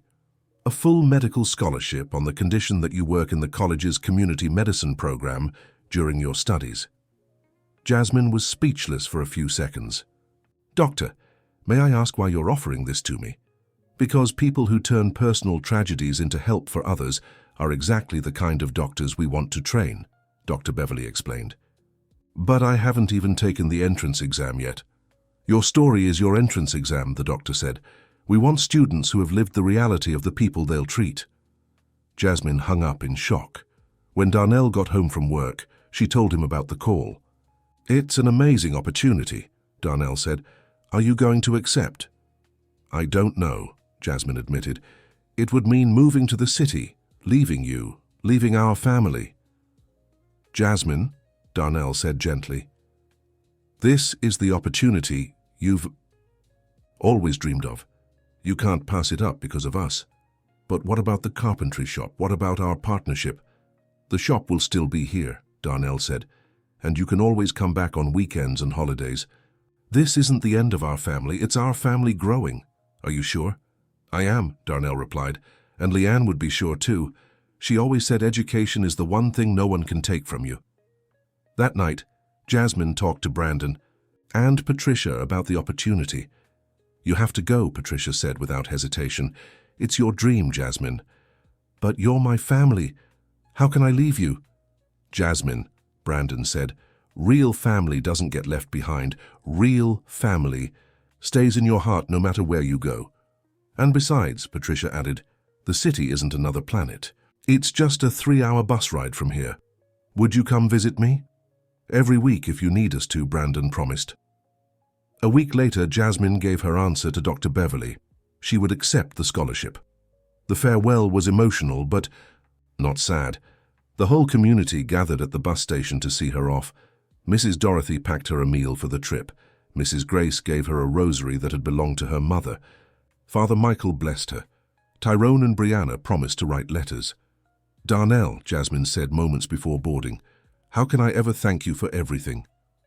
"By being the best doctor you can be," Darnell replied, "and by coming home whenever you miss us." "Will this always be my home?" "Always," Darnell promised, "and you'll always be my daughter in my heart." Jasmine boarded the bus in tears, but with a heart full of gratitude and hope. 2 years passed. Jasmine excelled in medical school, and the community medicine program regularly brought her back to small towns to serve families in need. Whenever possible, she included White Rock in her rounds. Darnell had expanded the carpentry shop and now employed 2 young apprentices from town. The Leanne Living Memory Foundation had helped over 50 families and become a regional model. Brandon and Patricia married in a simple church ceremony, with Darnell walking Jasmine down the aisle as the bride's father. 2 months later, they learned Patricia was pregnant. Tyrone had moved back to town for good, bringing Brianna with him. She adjusted well to the local school and had become like a granddaughter to the whole community. Then, during one of Jasmine's visits, something unexpected happened. She was at the carpentry shop, helping Darnell with an order, when a woman around 45 appeared at the door. "Excuse me," she said, "I'm looking for Darnell Washington Smith." "That's me," Darnell replied, stepping forward. "My name is Keisha," the woman said, and Darnell felt the world stop around him. "Keisha?" he repeated, not believing his eyes. "Hi, Darnell," his long-lost sister said, tears beginning to fall. "I finally found you." Jasmine watched the scene, immediately understanding who that woman was. "Keisha," Darnell murmured, stepping forward hesitantly. "Is it really you?" "It's me," she confirmed. "I know it's been 15 years. I know you must be angry." Darnell interrupted her with a strong, long embrace. Both cried for several minutes while Jasmine watched, moved. "How did you find me?" Darnell asked when they finally pulled apart. "I heard about the Leanne Living Memory Foundation," Keisha explained. "When I saw your name in the papers, I knew it was you. No one else would have that kind of heart. Where have you been all these years?" "It's a long story," Keisha said, "and can I tell you?" They sat in the woodshop's break area, and Keisha began to share her story. After being taken by the loan sharks 15 years ago, she had been forced to work in Chicago under terrible conditions. She managed to escape after 2 years, but was so afraid she didn't try to return home. "I thought you'd be better off without me," she explained. "I was broken, traumatized. I didn't want to bring those problems into your life." "Keisha, you're my sister," Darnell said. "Nothing that happened to you could ever change that." "I know that now," she replied, "but back then I was too scared and too ashamed." "And what have you been doing all these years?" "I moved to a tiny town in rural North Carolina, got a job at a school teaching children, married a good man, had 2 kids, Keisha smiled, built a new life." "You have children?" Darnell asked, emotional. "I do," Keisha confirmed. "Peter, 12, and Anna, 10. They're at the hotel in town, eager to meet the uncle they've heard so much about." Jasmine, who had remained respectfully silent during the conversation, finally spoke. "Keisha, my name is Jasmine. I'm like a daughter to Darnell." "Jasmine," Keisha turned to her, "Darnell told me about you in the first letter I wrote to him." "You've been writing to each other?" Darnell asked, surprised. "For 6 months, Keisha admitted. "I was afraid to just show up, so I wrote a letter first." Darnell replied, "and we've been corresponding ever since." Darnell looked at Jasmine. "Did you know about this?" "No," Jasmine answered, "but it explains why you've been so happy lately." "Keisha, why didn't you tell me you were coming today?" Darnell asked. "Because I wanted to see your genuine reaction," she replied. "I needed to be sure you really wanted to see me." "I want to see you every day for the rest of my life," Darnell said, emotional. "I've missed you so much." "I've missed you too," Keisha answered, "but now we're together again." That evening, there was a family gathering like never before. Keisha brought Peter and Anna to meet Uncle Darnell. Brandon and Patricia came, her pregnancy now visibly showing. Tyrone brought Brianna. Even Father Michael showed up to meet Darnell's long-lost sister. "Uncle Darnell," Peter asked during dinner, "Mom said you've saved a lot of people. Is that true?" "Your Uncle Darnell saves people every day," Jasmine answered. "Not just with money, but with love and care." "How did he save you?" Anna asked Jasmine. "He gave me a family when I had no one," Jasmine explained. "Taught me that it's possible to start over, no matter what happened in the past." "And how did you save him?" Brianna asked. Jasmine looked at Darnell, smiling. "I gave him someone to take care of, and people like your Uncle Darnell need someone to care for to be happy." "That's true," Darnell confirmed. "Taking care of all of you gave me purpose again." "And now we have a huge family," Brandon observed, looking around the table. "The biggest family I've ever seen," Keisha agreed. "And it's going to get even bigger," Patricia said, touching her belly. "How?" Anna asked. "In 4 months you'll have a little cousin," Patricia explained. "Really?" Peter perked up. "I'm going to be a cousin." "You are," Brandon confirmed, "and Uncle Darnell is going to be a grandpa." Darnell was moved by the word grandpa. He'd never imagined being called that. Grandpa Darnell, Anna tested the words. I like how it sounds. I like it too, Darnell said, smiling. After dinner, while Jasmine and Keisha washed the dishes together, they talked about the family they'd built. Jasmine, Keisha said, can I thank you for something? Of course. For taking care of my brother all these years. From the letters he wrote me, I know you were the reason he stayed strong and happy. Keisha, Darnell took care of me way more than I took care of him, Jasmine replied. You took care of each other, Keisha noted. That's how family works. And now you're back to take care of him too. I am, Keisha confirmed. My husband got a transfer to the school here in town. We're moving for good. Jasmine stopped, washing the dishes. Really? Really, Keisha smiled. 15 years away from family is too long. I don't want to spend another day apart from my brother. Darnell's gonna be so happy. And you? Keisha asked. How do you feel about it? Jasmine thought about the question. I feel happy. Darnell deserves to have his sister back, and I deserve to have an aunt. Aunt? Keisha repeated, touched. If you want, Jasmine said shyly. Of course I do, Keisha answered, hugging Jasmine. I always wanted a niece. A month later, Keisha and her family moved to White Rock. They bought a house 2 streets down from Darnell's, and Peter and Anna enrolled in the local school. The adjustment was easier than anyone expected. Peter took an interest in woodworking. Anne started spending afternoons learning from Darnell. Anna was enchanted by Mrs. Dorothy's lessons on medicinal plants. Darnell, Jasmine said during one of her college visits, can I ask you a question about happiness? Of course. Do you think there's a limit to how happy a person can be? Darnell considered the question.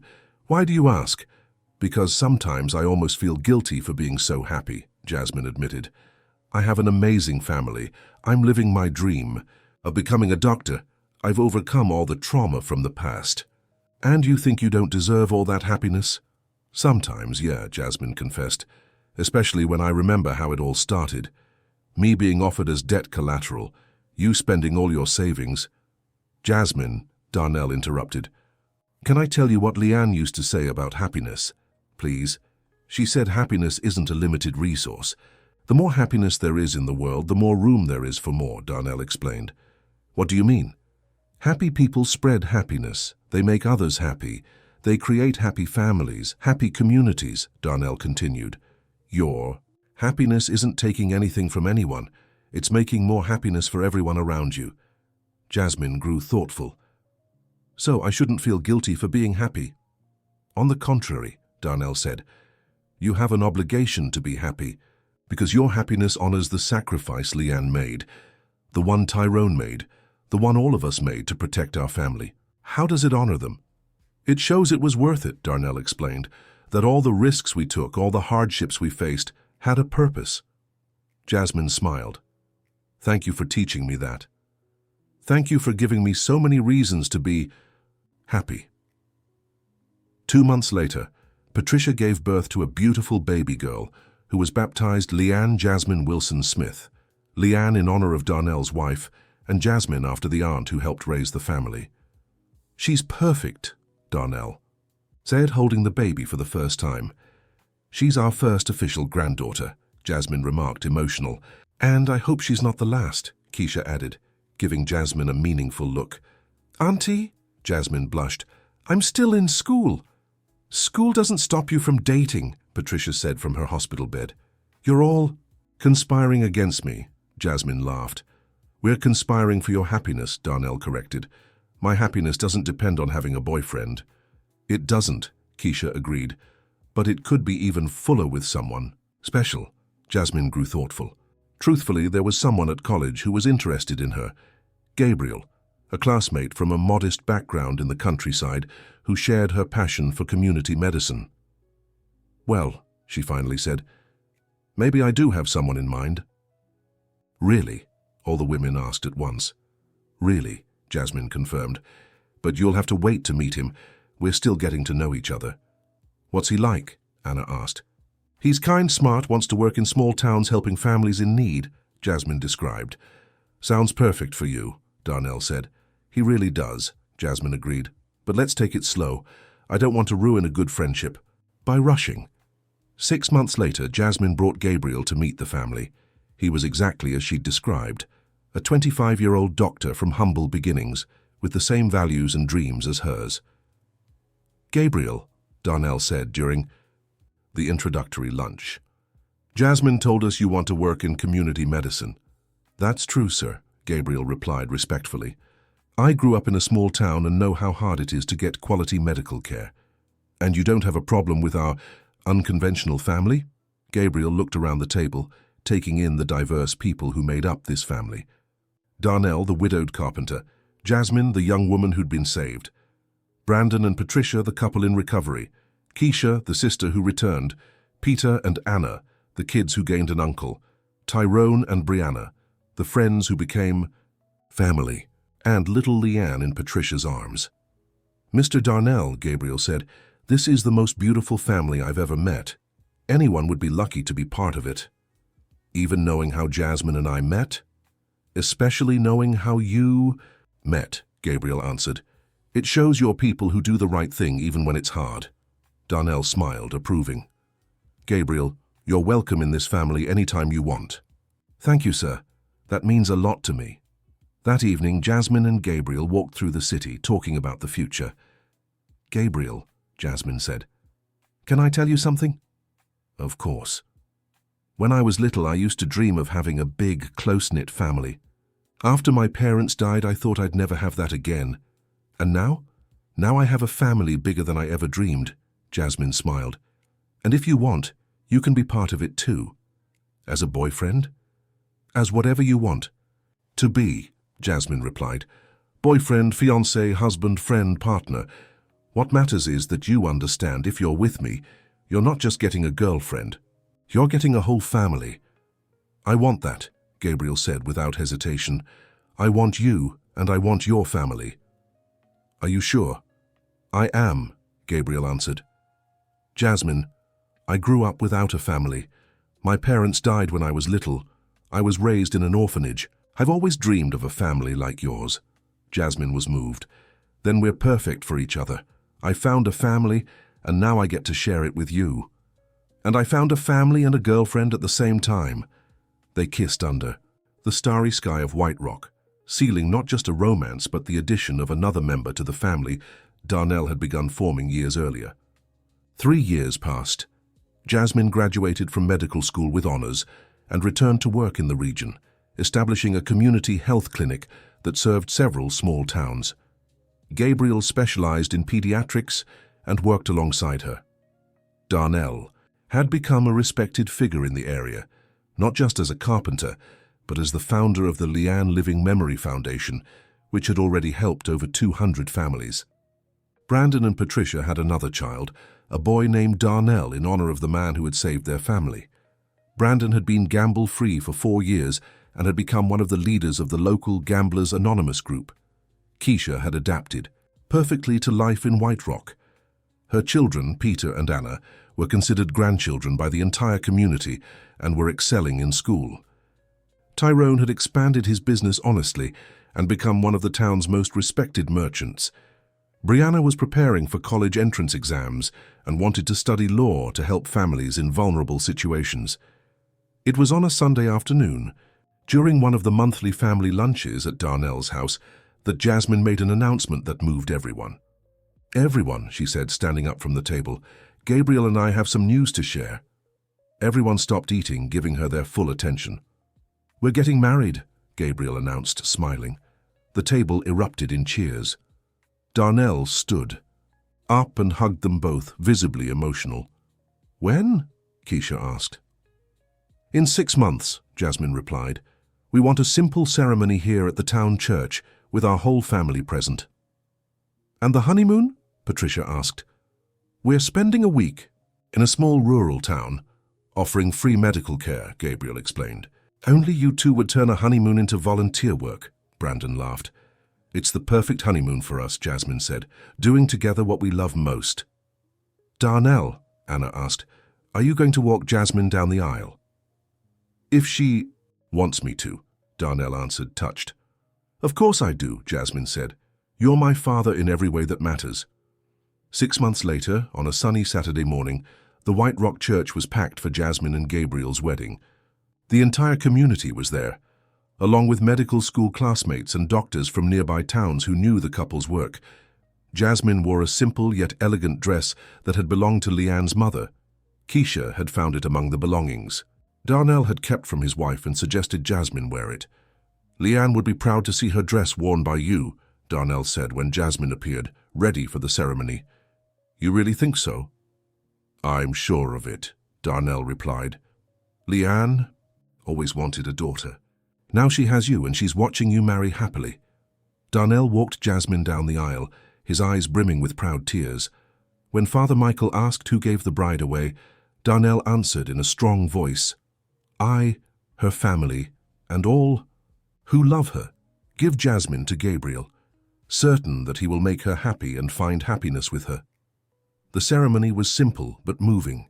Gabriel and Jasmine wrote their own vows, promising not just to love each other, but to continue their work of helping families in need together. "Gabriel," Jasmine said in her vow, "I promise to love and support you in all our dreams. I promise to be your partner in life and work, and I promise to share with you not just my heart but this wonderful family I've found." "Jasmine," Gabriel replied, "I promise to love and protect you always. I promise to honor your family as if it were my own, and I promise that together we'll make a difference in the lives of many other families." When Father Michael declared them husband and wife, the whole church applauded. Darnell wept openly, as did Keisha, Brandon, Patricia, Tyrone, and Brianna. The celebration was held in the town square, organized by the entire community. There was music, dancing, and food prepared by every family in town. It was a celebration not just of Jasmine and Gabriel's marriage, but of everything that family had built together. "Darnell," Jasmine said during the party as they danced the father-daughter waltz, "thank you for giving me the most beautiful family in the world." "Thank you for making me a father," Darnell replied. "You were always a father. You just needed someone to care for. And you were always a daughter. You just needed someone to protect you." As they danced, Darnell looked around the square. He saw Brandon dancing with Patricia, their 2 children playing with Peter and Anna. He saw Keisha chatting animatedly with Father Michael. He saw Tyrone teaching Brianna how to dance. He saw Gabriel being embraced by everyone, as if he'd always been part of the family. "Leanne," he murmured to the sky, "thank you for teaching me that family is who we choose to love. Thank you for sending me Jasmine, and thank you for watching over all of us from above." That night, after everyone had gone home, Darnell stayed alone in the square for a few minutes, just gazing at the stars and thinking about how his life had changed since that day in the square when he saw Jasmine being offered as collateral for a debt. "It was worth it," he said aloud. "Every penny, every tear, every hard moment. It was worth it because it brought us here." 5 years later, Jasmine and Gabriel already had 2 children, Leanne, age 3, and Darnell, age 1. They lived in a large house on the outskirts of White Rock, where they ran a clinic serving the entire region. The family had grown even more. Brandon and Patricia had another daughter, whom they named Hope. Peter married a girl from the neighboring town and had a baby. Anna was in law school and dating a young man who wanted to be a veterinarian. Darnell, now 62, had retired from active carpentry, but still supervised 2 young carpenters he'd trained. He spent most of his time looking after his grandchildren and managing the Leanne Living Memory Foundation, which had become a national reference.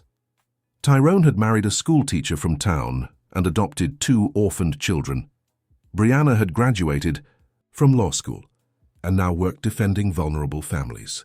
Keisha had become the principal of the town school and was respected by all as a dedicated educator. One Sunday afternoon, the whole family gathered at Darnell's house to celebrate his 62nd birthday. More than 20 people were there, children, grandchildren, sons and daughters-in-law, and friends who had become family. "Darnell," Jasmine said during dinner, "remember what you told me years ago about Leanne saying you needed to learn to care for someone again?" "I remember," Darnell replied. "I think you learned very well." Jasmine smiled, looking around the table at all the people he considered family. "I sure did," Darnell agreed. And I also learned that when you care for someone with love, that love multiplies and comes back to you doubled. How so? I cared for you and gained not just a daughter, but an entire family, Darnell explained. I gained grandchildren, sons-in-law, friends, my sister back, and a purpose in life. And we gained a father, grandfather, friend, and protector, Brandon added. We gained an example of how to be a good person, Gabriel said. We gained the certainty that we'll always have a place to come back to, Brianna finished. Everyone, Darnell said, standing up from the table. I'd like to make a toast. Everyone raise their glasses. To families built by love, not by blood, to second chances, to people who never give up on each other. And most of all, Darnell looked straight at Jasmine, to brave young women who turn tragedies into miracles. To generous men who risk everything to save strangers, Jasmine countered. To families who prove love is the strongest force in the world, Father Michael added. Everyone raised their glasses, and for a moment the room was filled with emotional silence. Darnell, little Leanne, Jasmine's 3-year-old daughter, asked in her tiny voice, "Why is everyone crying?" "Because sometimes we cry from happiness, sweetheart," Darnell answered, scooping her into his arms. "Are you happy, Grandpa?" "Happier than I ever imagined I could be," Darnell replied. "Why?" Darnell looked around the room at all the faces he loved. "Because I have the most beautiful family in the world," he said. "We do too," the little girl answered, and everyone laughed. That night, after everyone had left, Darnell stood alone in the living room, gazing at the photos covering the shelves, weddings, births, graduations, special moments of a family that had grown over the years. At the center of them all was still his favorite picture of Leanne, smiling in the garden among the roses. "Leanne," Darnell said to the photo, "we kept our promise. We found a way to be happy again. And more than that, we've spread happiness to so many others." For a moment, Darnell swore he could feel Leanne's presence in the room, approving of everything he had built. "Thank you," he murmured. "Thank you for teaching me that love never ends. It only changes and multiplies." Darnell went to bed at peace, knowing he had lived a life worth living. He had saved Jasmine, who saved Brandon, who built a family with Patricia. He had reunited with Keisha, who brought Peter and Anna. He had befriended Tyrone, who saved Brianna. He had created the foundation that saved hundreds of families. But more than that, he had learned that when you open your heart to help a stranger, you might just gain an entire family. And so, in a small town in North Carolina, an unconventional family kept growing, spreading love, and proving that the strongest bonds are the ones we choose to make. End of story. Now tell us what you thought of this touching story. Do you believe Darnell made the right choice by helping Jasmine that day in the square? Which moment moved you the most? Share your honest thoughts in the comments. We love reading every single message from you. If this story touched your heart, don't forget to like it, and most importantly, subscribe to the channel so you won't miss other moving stories. Thank you so much for being here with us.